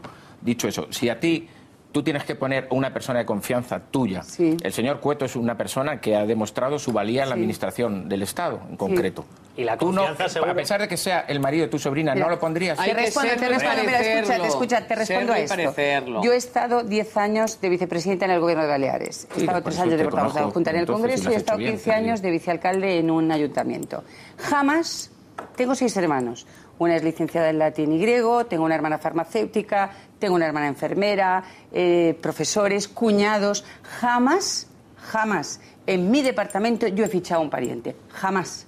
¿Por qué? Porque no queda bien. Porque por el mismo precio hay otro bueno. Y no puede ser. Bueno, no lo he hecho jamás. Es decir, sí que me puedo decir que eso yo no lo he hecho. ¿Sabes por qué no lo he hecho? Porque creo que para el pariente es un calvario. Pero Juan Luis, creo que aunque mi hermana sea buenísima. No, pero creo que para el pariente es un calvario. Creo que al final sale más el parentesco que la gestión. Y creo que al final lo que importa es la gestión y por lo tanto no quiero dar ese dolor de cabeza ni a mí, ni al partido, ni al pariente, porque no queda bien. Rosa, vosotros va de Swan que lo hacéis, ya está. Gariacho. Pero resulta que estos venían a no hacerlo. Es más, ellos sí, ellos nosotros no somos conscientes precisamente porque la valía de la persona va más allá que el parentesco. De todas formas, vuelvo al argumento que estaba lanzando. Vamos a ver. La coherencia es muy importante. Marido de la sobrina de Carmena. Es una persona tan apta que te ha tenido capacidades en 1 o 2 años para estar como un alto cargo en la Escuela de Organización Industrial, dependiente del Ministerio de Industria, cargo público, para formar parte como jefe de gabinete del Ayuntamiento de Madrid, que por lo visto debe ser igual, gestionar la Escuela de Organización Industrial, que la capital de España debe ser prácticamente por eso se va al IFEMA, porque y ahora tiene IFEMA, valor. El sueldo para una de las mayores ferias de captación, de ferias, de eventos, de tal. O sea, su capacitación hay que reconocer. Y no deja lo otro. Una de dos. Es multidisciplinario. Porque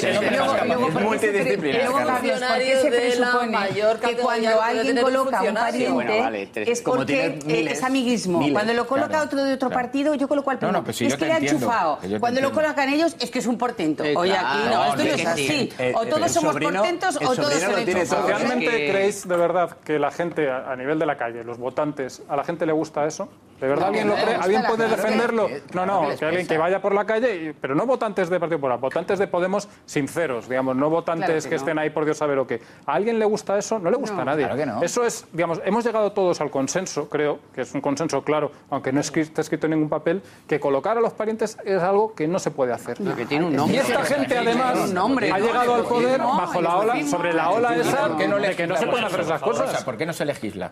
Está legisladísimo. No está. A través de familiares directos. Hay que legislar que no poner al marido. El sentido común es lo que decías tú. Hay empresas que lo hacen. Sí, por eso que se les Yo he estado en el gobierno. A mí no se me ocurre llegar al gobierno y empezar a fichar parientes porque tengo sentido común, porque tengo vergüenza, porque quiero salir a la calle y quiero que la gente me mire a la cara. Yo tengo un hermano en el paro, yo no lo he fichado en la vida, porque no puedes hacerlo, porque tú estás en el gobierno al servicio del interés general, no al servicio de tu familia. Porque además, mira, Dejadme que le pregunte a Carmelo. El sentido común no se legisla. Es que no, ¿cómo vas a legislar el sentido común? Pero dejadme que le pregunte a Carmelo. Vamos a ver, la activista post-porno que se nombra como jefa de prensa del Ayuntamiento de Barcelona, ¿era también la persona más capacitada para ese cargo, Carmelo? Bueno, bajo tu juicio. Igual lo demuestra a partir de ahora. Tiene un currículum que nos llama un poco la atención, pero desde luego yo cuando vi la foto que se ha hecho famosa de esta mujer que estaba en mitad de una calle de creo que era la Gran Vía de Murcia. Gran Vía de Murcia. La Gran Vía de Murcia, orinando, digamos, pues eso, en mitad de la calle sin ningún recato. Aquí una persona que lo conoce en la Gran Vía de Murcia. En la Gran Vía de Murcia.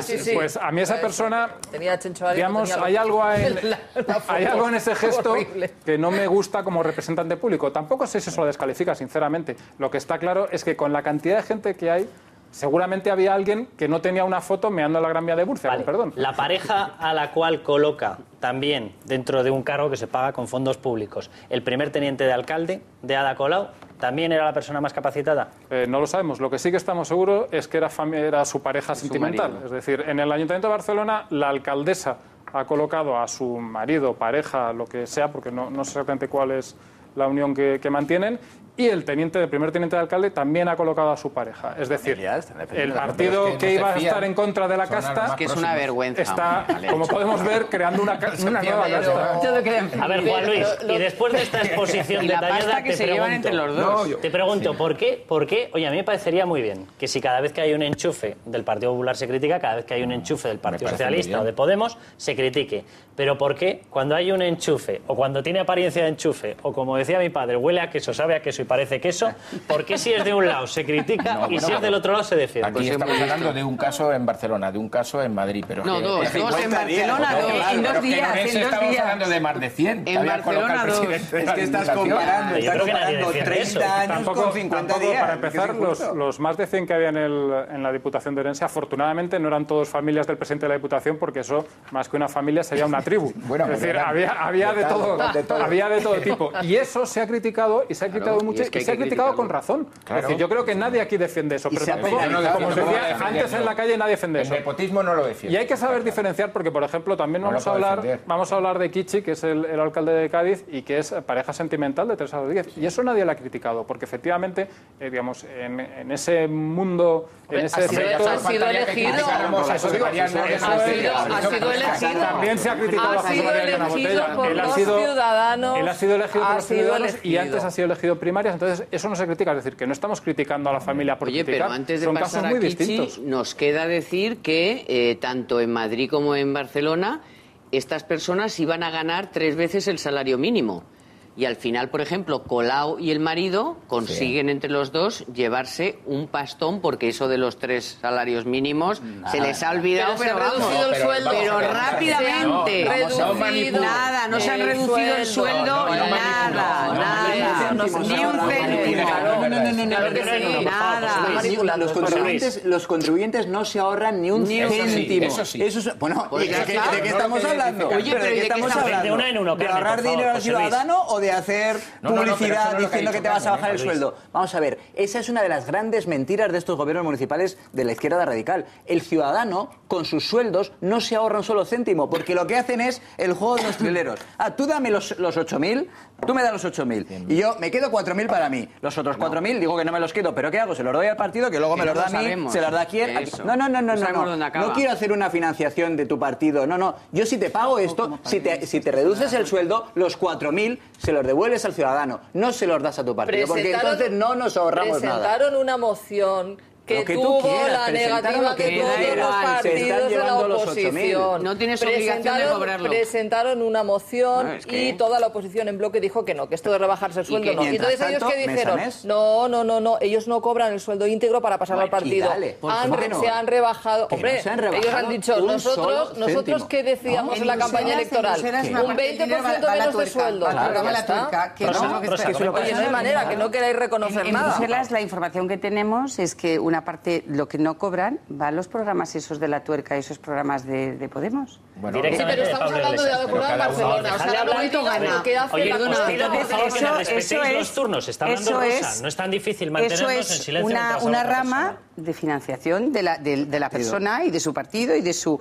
Entonces, yo creo que cuando tú dices que te recortas el sueldo, primero tienes que cumplirlo. Segundo, este dinero tiene que repartir al ciudadano y tienes que dedicarlo a sanidad y educación. Ahora, dedicarlo al programa tuyo de la tuerca, a tu partido, a que más vota a ti, no es lo que habían prometido. Hay que ser coherentes, y hay que cumplir por la palabra dada, porque si no, el problema que tendremos los políticos es que al final nadie creerá en nosotros porque hacen tabla rasa y dicen que todos somos iguales. Porque cuando hay una mayoría de populismo que está encajando en los momentos de crisis, siempre va encajando, gente que toca el corazón, que dice lo que quieres oír, que no cumple nada de lo que dice, que luego habla de verdad, hace lo contrario de lo que ha dicho, se genera una sensación de rechazo a la clase política. Y la clase política es absolutamente necesario para poder mantener los pilares de la democracia. Y por lo tanto, es verdad, Rosa, que la coherencia debería imperar en política. Pero por favor, no confundamos. Ada Colau no es de Podemos. ¿Cuánto gana Ada Colau? ¿Sabes cuál es el sueldo de Ada Colau? Está legislado. Sí, está más o menos 80.115. ¿Cuánto dijo ella que iba a ganar? La mitad, 43.000. Que son multiplica por dos. ¿Por qué? Por supuesto, y la pareja también. Pero ¿por qué gana el doble de lo que dijo? Ya está. Hay una cosa que no debemos olvidar, que es que todos somos libres. Yo esto lo pienso mucho cuando la gente exige que se suban los impuestos. Oye, si tú quieres pagar más, tú eres libre del día que quieras, te acercas a la delegación de Hacienda más cercana y haces una donación del dinero que sea. No hay muchos. Sí. Efectivamente no hay muchos. Lo que no hay muchos es dispuestos a hacer eso. Dispuestos, exigiendo que los demás paguemos más impuestos, sí que hay bastantes. Pero en este caso es lo mismo. Oye, yo quiero cobrar simplemente el triple del salario mínimo, o la cifra. Pues tú coges el sobrante, lo llevas a la declaración de Hacienda, lo ingresas y dices, mire, este dinero para hospitales, para lo que sea. Pero eso no lo hacen. Lo que hacen es, efectivamente, financiar la tuerca, sus negocietes, su partido, su historia. Y eso no es lo que han prometido. Ahorro cero para Dejadme que veamos más declaraciones de las que ha realizado Antonio Miguel Carmona, porque el Partido Socialista ha sido protagonista, yo no sé si en la totalidad, pero desde luego en la inmensa mayoría de las alianzas que han llevado a la gente de Podemos, Barcelona en Común, ahora Ganemos Madrid, etcétera, ahora Madrid, tiriri. Bueno, de todas ellas, uno de los protagonistas clave en el respaldo ha sido el Partido Socialista, incluso de hecho lo fue en Barcelona sin necesitarlo. Ada Colau recibió los votos del Partido Socialista pese a que ya sumaba, con lo cual no tenía ningún sentido. Bueno, pues quisieron escenificar y dijeron, no, estamos detrás de Ada Colau. Bueno, pues ahora el Partido Socialista, por lo visto, asegura que el problema de todo esto era Antonio Miguel Carmona. Y Carmona responde así. Las formas han sido las menos adecuadas. Nos hemos enterado por la cadena SER. Y un día como hoy, 3 de agosto. De forma estival y con alevosía. Las consecuencias son que en algunos pesará la responsabilidad de la ruptura del partido en términos de división interna. Bueno, pues yo os pregunto, en el Partido Socialista aseguraban que este acercamiento y este respaldo a Podemos no le iba a pasar factura, que era lo que quería la gente. Y directamente, ya internamente, empiezan a rodar cabezas. De hecho, una de las más llamativas es la de Antonio Miguel Carmona, persona que respaldó con su voto, y si no cada uno que se dé cuenta de que es responsable de su voto y de su decisión, Antonio Miguel Carmona respaldó el Ayuntamiento de Carmena. En aquel momento iba asegurándonos a todos, no lo hago porque yo quiera, lo hago porque me han obligado. Hoy lo ha hecho público. Bueno, hoy ha hecho público que le han obligado, pero él lo hizo. Es decir, al final quien votó y quien dio ese respaldo fue un señor llamado Antonio Miguel Carmona. Y él también cae. ¿Se está quedando Pedro Sánchez aislado? ¿Corresponde esto, os pregunto, a una estrategia que procede a lo mejor de que empieza a darse cuenta Pedro Sánchez de que Susana Díaz le puede cortar el cuello precisamente por el acercamiento a Podemos? Pero a mí, ¿sabes qué me escandaliza de lo que ha dicho él? Además de lo que estás apuntando, habla de alevosía, habla de traición, habla de nocturnidad. Habla de un fallo en las formas, en el fondo y en las formas de un partido que se supone democrático, que es lo que me escandaliza, porque si esto lo hace dentro de casa, ¿qué no hará fuera? No, desde luego no. Eso me escandaliza. Ha utilizado palabras que en el Código Penal están, están reguladísimas, como agravantes. Ha utilizado alevosía, nocturnidad, 3 de agosto. Eso me escandaliza. ¿Crees que lo ha hecho con intención?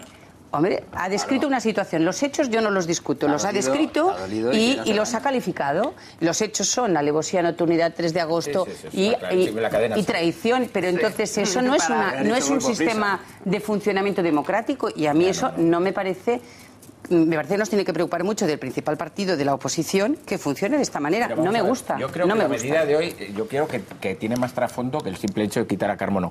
El hecho de que sea una chica criada a los pechos de Rubalcaba, como es la nueva portavoz, estamos hablando de otra cosa, porque precisamente Rubalcaba no era el que quería el pacto con Podemos. Purificación causa pie, ¿verdad? Sí. Es la persona que es una persona de referencia de Pedro Sánchez. Sí, la que sustituye. Pero es una persona criada con Rubalcaba en el Departamento de Igualdad. Es una persona que rige los destinos de Rubalcaba, que precisamente no es la persona que quería el acercamiento a Podemos. Entonces puede haber aquí una ruptura en el Ayuntamiento de Madrid. No, es que podemos salir de dudas perfectamente, pero es que además mañana mismo. Aquí hay dos partes. La de Carmona, que dice: a mí me obligó a firmar con Carmena mi jefe nacional, que es Pedro Sánchez. Dice, el jefe nacional dice: no, firmamos con Carmena porque estas son las cosas de Carmona. Bueno, si efectivamente son las cosas de Carmona, mañana mismo Pedro Sánchez le dice: rompemos el pacto, el apoyo que estamos, porque el Ayuntamiento de Madrid... Por eso digo, si mañana vamos a salir de dudas. Si no hace eso, evidentemente Pedro Sánchez queda como un mentiroso y el que tiene la razón es Carmona. Pero lo que todos sabemos es que Carmona ese pacto lo ha firmado, digamos, con un entusiasmo muy limitado. Y eso creo que es post populi. Es decir, no es una cosa que nos inventemos aquí.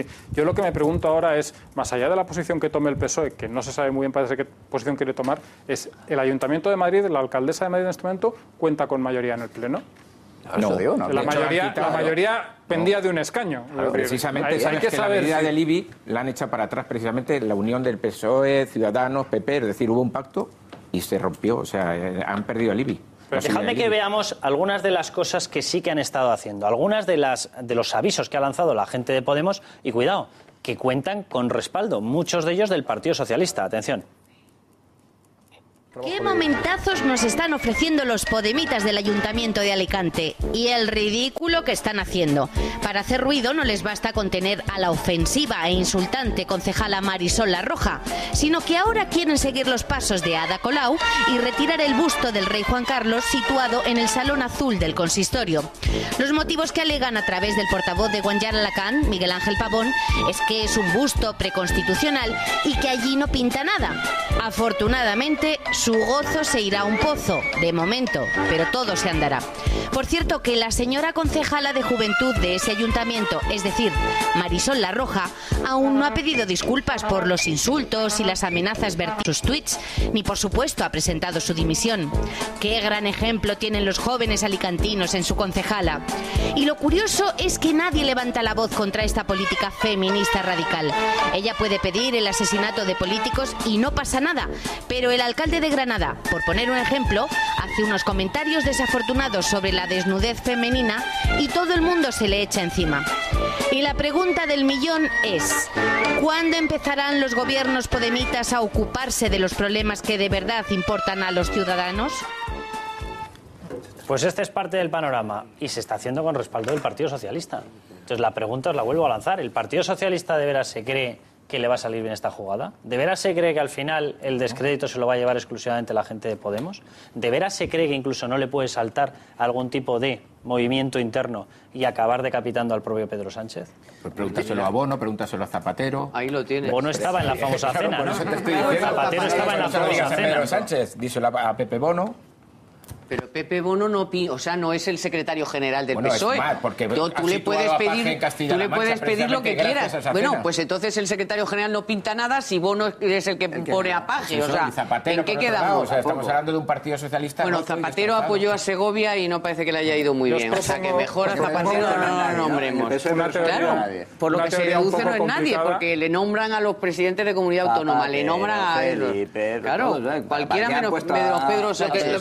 Lo que está claro es que están haciendo un dificilísimo equilibrio, que es contar con el apoyo de Podemos para gobernar, pero no participar en gobiernos conjuntos, ¿no? Y eso es un equilibrio muy difícil, que al final uno de los dos caerá, ¿no? de la cuerda. Y si todo fuese una... Yo no respaldo esto, pero lo propongo como idea. Si todo fuese una estrategia realmente compleja e inteligente, que consistiese en que el PSOE deja gobernar a esta gente para que esta gente se ponga en evidencia como se está poniendo, y a partir de ahí las encuestas, digamos, mucho de ese voto que aparentemente se había ido a Podemos está volviendo, porque yo también estaba convencido de que esto les iba a costar, pero lo que estamos viendo en las últimas encuestas es que el PSOE sube y Podemos baja.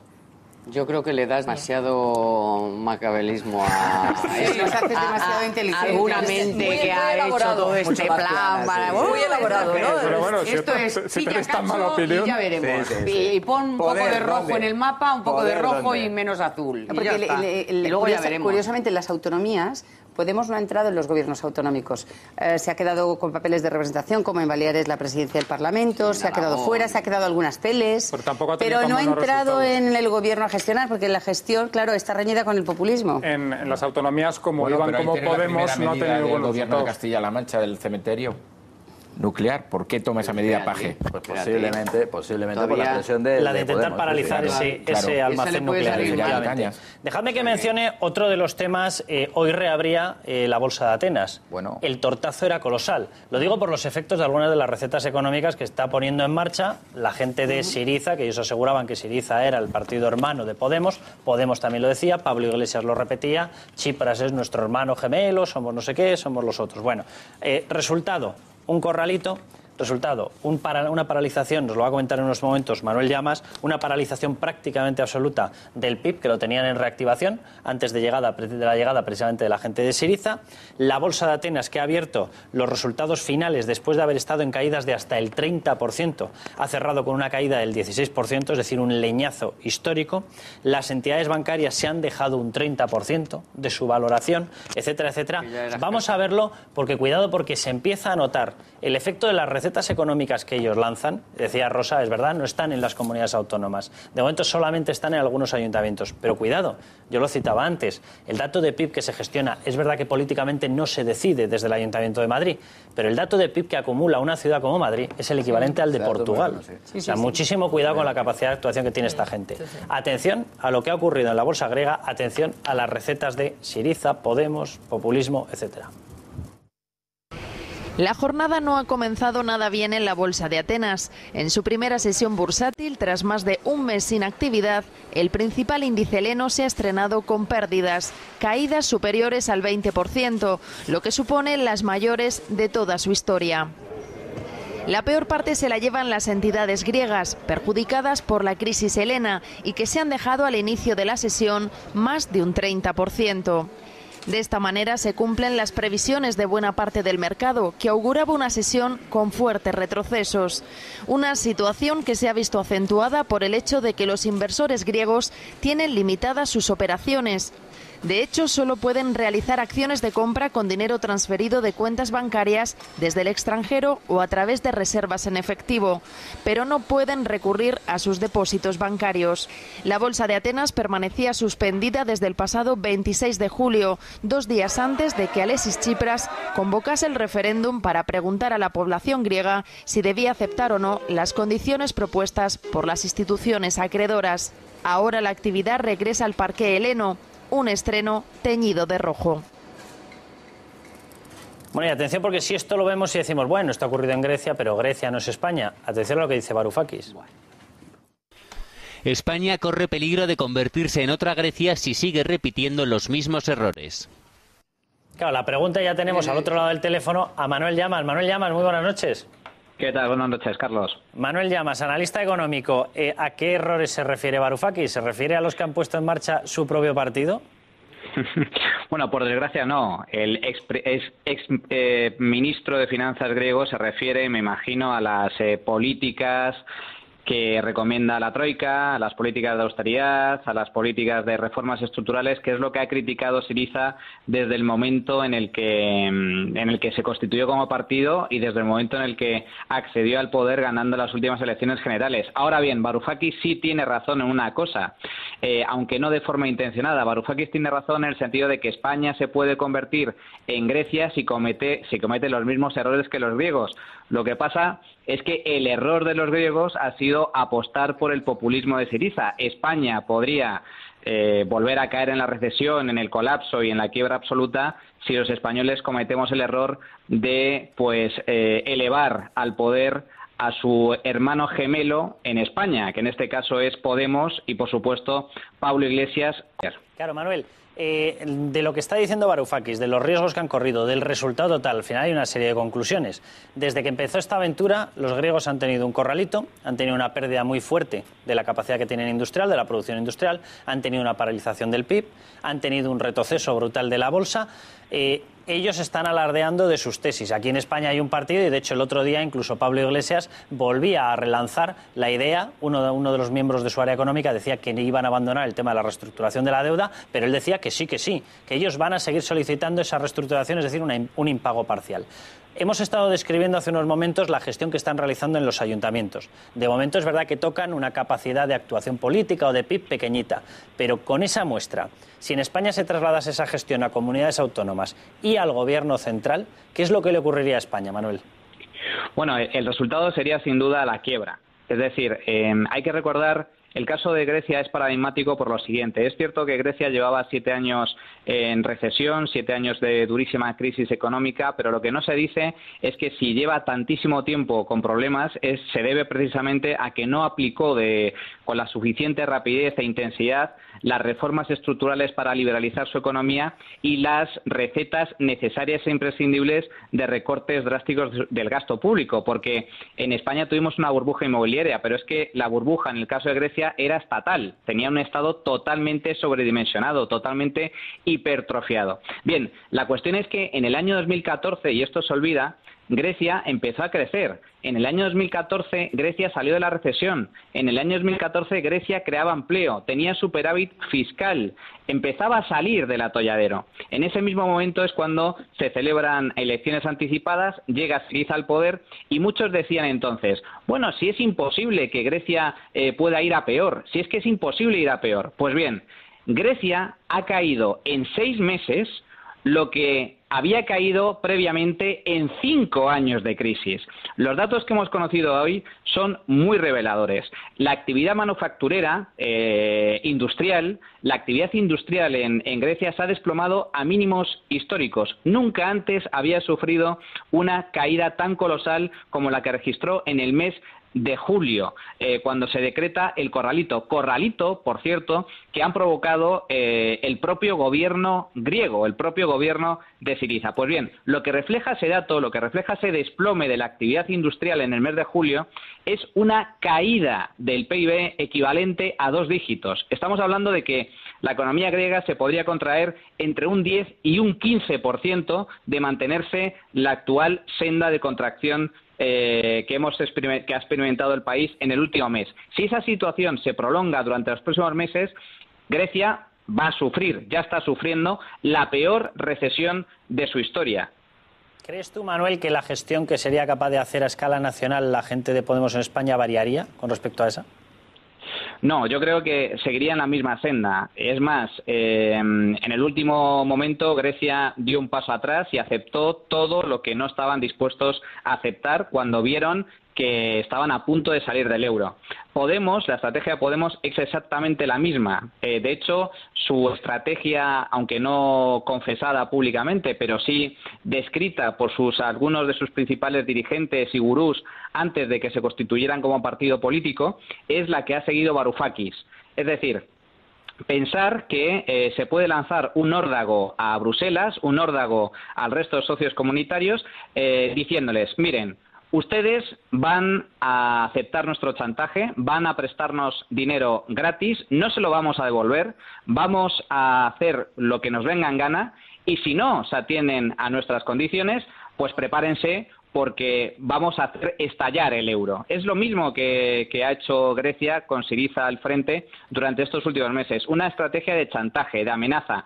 O vosotros hacéis lo que nosotros decimos, o aceptáis nuestras condiciones, o nos salimos del euro y detrás de nosotros vendrán otros. Podemos juega con esa misma estrategia y todas sus ideas relativas a la reestructuración de la deuda, es decir, impagar la deuda pública, es exactamente el mismo tipo de amenaza que lleva haciendo Syriza en los últimos meses. La cuestión es que hasta el momento les ha salido tremendamente mal. Ni han conseguido doblegar la voluntad de Bruselas y de los acreedores, más bien al contrario, se han tenido que tragar sus palabras y aceptar las condiciones para evitar la salida del euro, y además han sumido a los griegos en una crisis absolutamente devastadora. Es que lo que está viviendo Grecia en estos momentos es bastante peor de lo que han vivido en los últimos años. Hombre, pero Manuel, estás dando por hecho Manuel, estás dando por hecho que en España sería exactamente igual y que podríamos vivir el mismo desastre que está viviendo, desgraciadamente, la población griega. Pero claro, hay algo que es distinto, y es que ya ha ocurrido lo que ha ocurrido en Grecia. Es decir, no somos tontos. La gente sabe lo que ha ocurrido, la gente lee periódicos, la gente ve televisiones, ve informativos, y todo el planeta se ha enterado perfectamente de lo que ha pasado en Grecia. Hay una diferencia en este momento. Vamos a ver. Ahora no es hace 2 meses. Que los votantes de Podemos se lo tragan. Pero Maripau, pues yo discrepo, porque aquí no hay fórmulas mágicas. Para poder crecer por encima del Reino Unido, los que más crecemos de la eurozona, más que Estados Unidos, hemos tenido que pedir muchos sacrificios y hacer muchas reformas. Los partidos que tenemos enfrente quieren deshacer todo lo hecho. Si deshacemos todo lo hecho, corremos peligro de decrecer, de que no haya confianza en nuestro país, de no pagar lo que debemos, de que entonces nos cuesten más los servicios y por lo tanto no crezcamos como toca crecer. Grecia, cuando gobernaba, cuando llegó Tsipras, la previsión de crecimiento de Grecia era de 2,5%. Y estaban creciendo. Y este señor llegó y hoy estamos en una recesión profundísima. Vino al Parlamento Europeo hace 2 días, estuvimos en Estrasburgo y él vino. Tendríais que haberlo visto. Lo que ha dicho Manuel Llamas es así. Él pretende que no pagar y pretende que los 6.000 millones que le hemos dejado los españoles, que los hemos pedido prestados y que los han pagado los trabajadores españoles, no devolverlos. Y entonces, ¿qué pasa? ¿Que lo vamos a pagar nosotros? ¿Y qué pasa? ¿Qué sistema es este?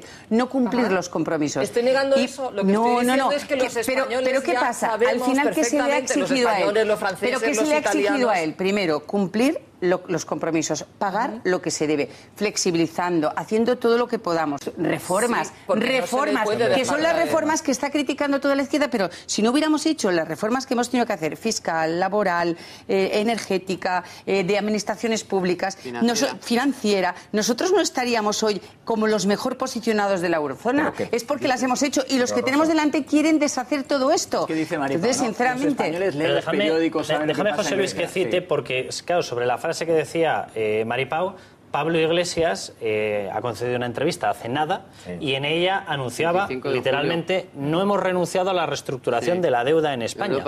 Palabras textuales, efectivamente, recogido por Europa Press. No hemos renunciado a la reestructuración de la deuda en España. Esto lo dice precisamente después de ver lo que ha pasado en Grecia. Después del batacazo de Grecia. Después del corralito en Grecia. Es que antes decía, no hay que pagar la deuda. Y nacionalizar sectores estratégicos. Pero esto también lo quería, también Tsipras, y lo pidió en el Parlamento Europeo, pidió esto. Y al final ha tenido que pagarlo y con unas condiciones mucho más severas de las que no tenía. Manuel, déjame que lo cite. Efectivamente, que no descarta la nacionalización de sectores estratégicos. ¿Esto con qué lo paga y cómo lo mantiene? Dice: sectores estratégicos que han sido privatizados, y dice, para garantizar servicios básicos a los ciudadanos. Si lo nacionalizas, que fue privatizado, porque si no, no se podía mantener, ¿cómo vas a garantizar esos servicios básicos? Y asegura que España no tendría ningún problema, ni con Alemania, ni con los acreedores, dice, sino con unas élites corruptas, defraudadoras e improductivas. El dinero, Manuel Llamas, si se hiciese esta medida que vuelve a reivindicar otra vez Pablo Iglesias, el dinero, ¿quién nos lo ha prestado? ¿Nos lo han prestado unas élites corruptas defraudadoras? Es decir, ¿se puede seleccionar que un impago se haga con esas élites defraudadoras, o estaríamos impagando ante todas las personas que nos traen empresas, capital y demás? Bueno, el discurso de Podemos es el discurso de la demagogia, es el discurso de la mentira, es el discurso del populismo más abyecto, es decir, identificar a un enemigo totalmente abstracto, élites financieras, acreedores malvados, el capitalismo salvaje, es decir, y luego jugar con la exageración y con la mentira para tratar de convencer a los votantes de que su receta es la mejor. Su receta se ha aplicado a lo largo de la historia en muchas ocasiones y siempre ha acabado igual: ruina, pobreza, quiebra, hambre y directamente, en el peor de los casos, dictadura o guerra o golpe de Estado. Es decir, ahí tenemos el caso de Venezuela, ahí tenemos el caso de Argentina, países que eran enormemente ricos hace apenas algunas décadas y que a través del recetario hiperestatista que propugna Podemos se han convertido en sociedades decadentes, economías pobres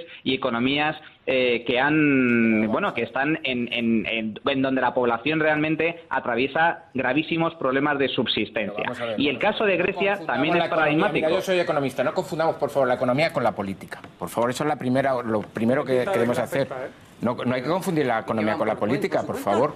Grecia y España no tienen nada que ver en cuanto al tejido productivo que estamos hablando de las manufactureras. Es que no tiene nada que ver. O sea, si Grecia no tiene nada, tiene 2 empresas en el Pireo, no tiene absolutamente nada. ¿Qué jugamos? ¿En el turismo? Después, mira, la bolsa de Grecia... Pero eso te lo cargas y en 6 meses te cargas España, hombre. Bueno, yo no estoy diciendo nada. Yo estoy diciendo el plan que estás criticando ahora mismo de Podemos lo te va a Ciudadanos también, que iba por un banco público. Hombre, que no. Claro que sí. No tiene absolutamente nada que ver. Si lo pide Ciudadanos es distinto si lo pide ¿Dónde dice Podemos? Rivera que hay que reestructurar la deuda, no pagar la deuda y demás? Estoy hablando de lo que habéis dicho de empresas nacionalizadas. Lo llevaba Ciudadanos en su programa económico. Ya tenemos, y estamos hablando de un catedrático de gran prestigio como el que ha hecho el plan económico de Ciudadanos. Hubo que hacerlo. Y las cajas de ahorro, que era lo más parecido a una banca pública, las cajas de ahorro acabaron como acabaron, mangoneando entre 4 el dinero, evidentemente, porque era lo más parecido a una banca pública.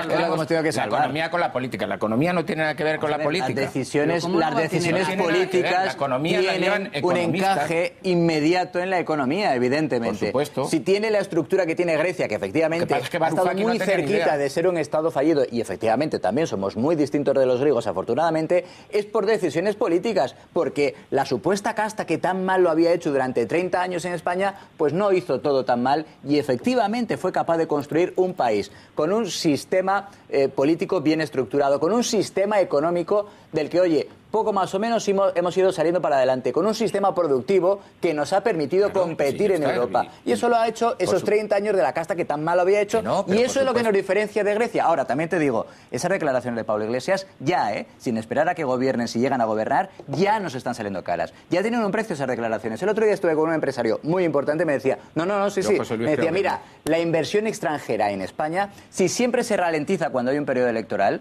porque ocurre siempre, ahora no es que se haya ralentizado, ahora es que ante el temor a que pueda pasar lo mismo que en Grecia, con Podemos... Yo también he hablado, todavía no. Se está notando y muchísimo cómo se ha frenado por completo la inversión extranjera en España. O sea que ya no nos sale gratis eso. Mira, yo sobre la política y la economía, que no puedo entender cómo puedes decir que cada uno va por su lado, o sea, no lo entiendo porque... Hombre, ¿cómo no van a ir cada uno un momentito, que pongo el ejemplo de Venezuela. En Venezuela, la política y la economía se han unido y han conseguido ese bodrio que a este país... Estás hablando de un país que no tiene nada que ver con España, pero por dale favor, que no tiene nada que ver. Si no estamos hablando de países, estamos hablando de lo que tú has dicho, de que la política va por un lado y la economía por otro. De regímenes dictatoriales, no democráticos. Perdona. Venezuela ha mezclado la política y la economía, el señor Chávez lo hizo... Pues un dictador... Bueno, pues nada, no se puede hablar. Yo me alegro mucho de que... Vamos a ver en unos momentos, de hecho, a la vuelta... Vamos a ver a la vuelta de publicidad, de hecho, las imágenes de cómo acaba otro país, que tampoco tiene nada que ver, pero casualmente con las mismas medidas han acabado teniendo que esperar 11 horas para conseguir un filete. Y eso sí lo consigue. Se llama Venezuela, ese país. Y vamos a ver las imágenes de los asaltos que se están produciendo en los supermercados cuando por fin se corre el rumor de que ha aparecido alimentos de primera necesidad. Para chuleto, claro, no esperan. Rapidísimo, que nos tenemos que ir a esa me alegro mucho que tengas esa visión tan liberal de que la economía y la política van completamente separadas. Yo creo que por desgracia no es así y la política influye mucho y demasiado en la economía.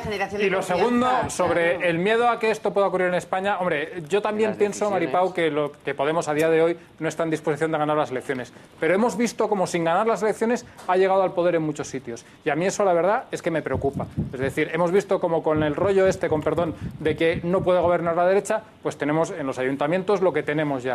Y a mí eso me preocupa. Yo también estoy convencido de que no van a ganar las elecciones, pero no estoy convencido de que no van a tener parcelas muy grandes de poder. Pero está muy claro, como lo ha explicado Juan Luis, que Manuel España Llamas, no es Grecia. Muchísimas gracias por habernos atendido. Muchísimas gracias, Carmelo Jordá. Déjeme que les hable del gran concurso de este verano. Bueno, pues atención, porque todos los periódicos están repasando, lógicamente, los dos grandes temas, pero cuidado porque aparece uno, leo la portada del Mundo, por ejemplo, que aparece en portada, creo que lo llevan más periódicos, la Fiscalía acusa a Rato de blanquear dinero con su hotel. Solicita que la Audiencia Nacional se haga cargo del caso tras detectar delitos de corrupción. Estaban saliendo flashes, yo no sé si la información concreta la llevan más periódicos, sí que estaban saliendo flashes de que la agencia tributaria mantenía su acusación, de que sí que consideraban que había información suficiente como para ir contra Rato. Pero déjame que veamos esas imágenes que habíamos anunciado, atención, porque esto es lo que, según la gente de Podemos, no existía en Venezuela. Esto es lo que sus políticas nunca iban a traer. ¿Y qué es lo que han acabado trayendo? Bueno, hiperinflaciones que, según un estudio de la Johns Hopkins, pueden llegar al 500%. Es decir, no sirve para nada ganar dinero porque se evapora literalmente en los bolsillos fruto de la inflación.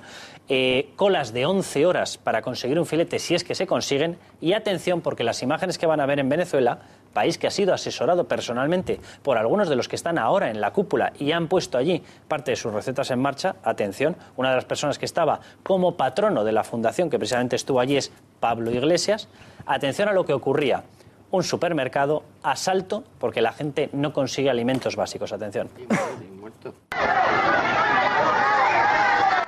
Es el momento del asalto a un supermercado al sur de Venezuela.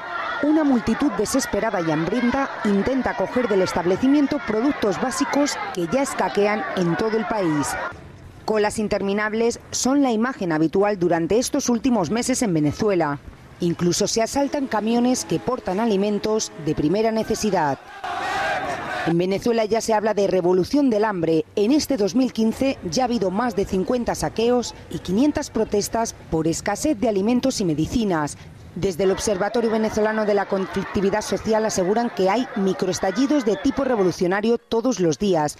La situación se traduce en datos. El FMI pronostica que para este año la inflación será superior al 170% y una caída del PIB del 7%. Además, 3/4 partes de la población están en paro, según los sindicatos. Las medidas intervencionistas de Nicolás Maduro están llevando a Venezuela a una situación de máxima pobreza. Estas son las cosas que aseguraba la gente de Podemos que nunca jamás iban a ocurrir.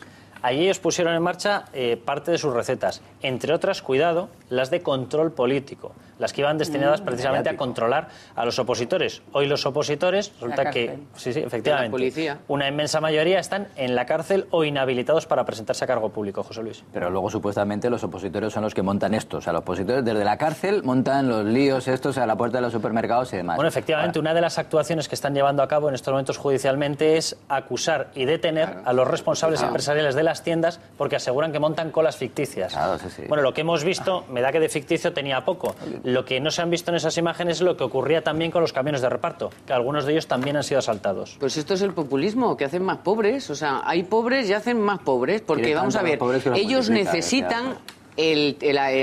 como antes decía Carmelo, es que ellos necesitan hacer ver que hay pobres y ellos les van a salvar. Claro, si te quedas sin pobres, pues te quedas sin discurso. Entonces hay que mantener un cierto grado de... Es una tristeza tener que decir esto, pero es que es así. O sea, si tú te quedas sin parroquia a la que dar las pitas, pues entonces no te votan. Además, y tú tienes que tener ahí a la clientela, pues bien, en fin, regadilla. Es en esencia un régimen en el que el Estado necesita que la gente dependa del Estado al 100%. Cuando tú te ganas la vida por tu cuenta pues en una empresa privada sin depender del Estado, pues ya no eres un voto cautivo, ya no eres un esbirro en lugar de ser un ciudadano. Por eso se interviene en la economía, por eso se van tomando partes, se va tomando el control de partes cada vez más amplias de la economía, y cuando ocurre eso, pues inevitablemente nos lleva a la pobreza. Dices, a lo mejor no es así, pero resulta que todas las veces ha ocurrido lo mismo.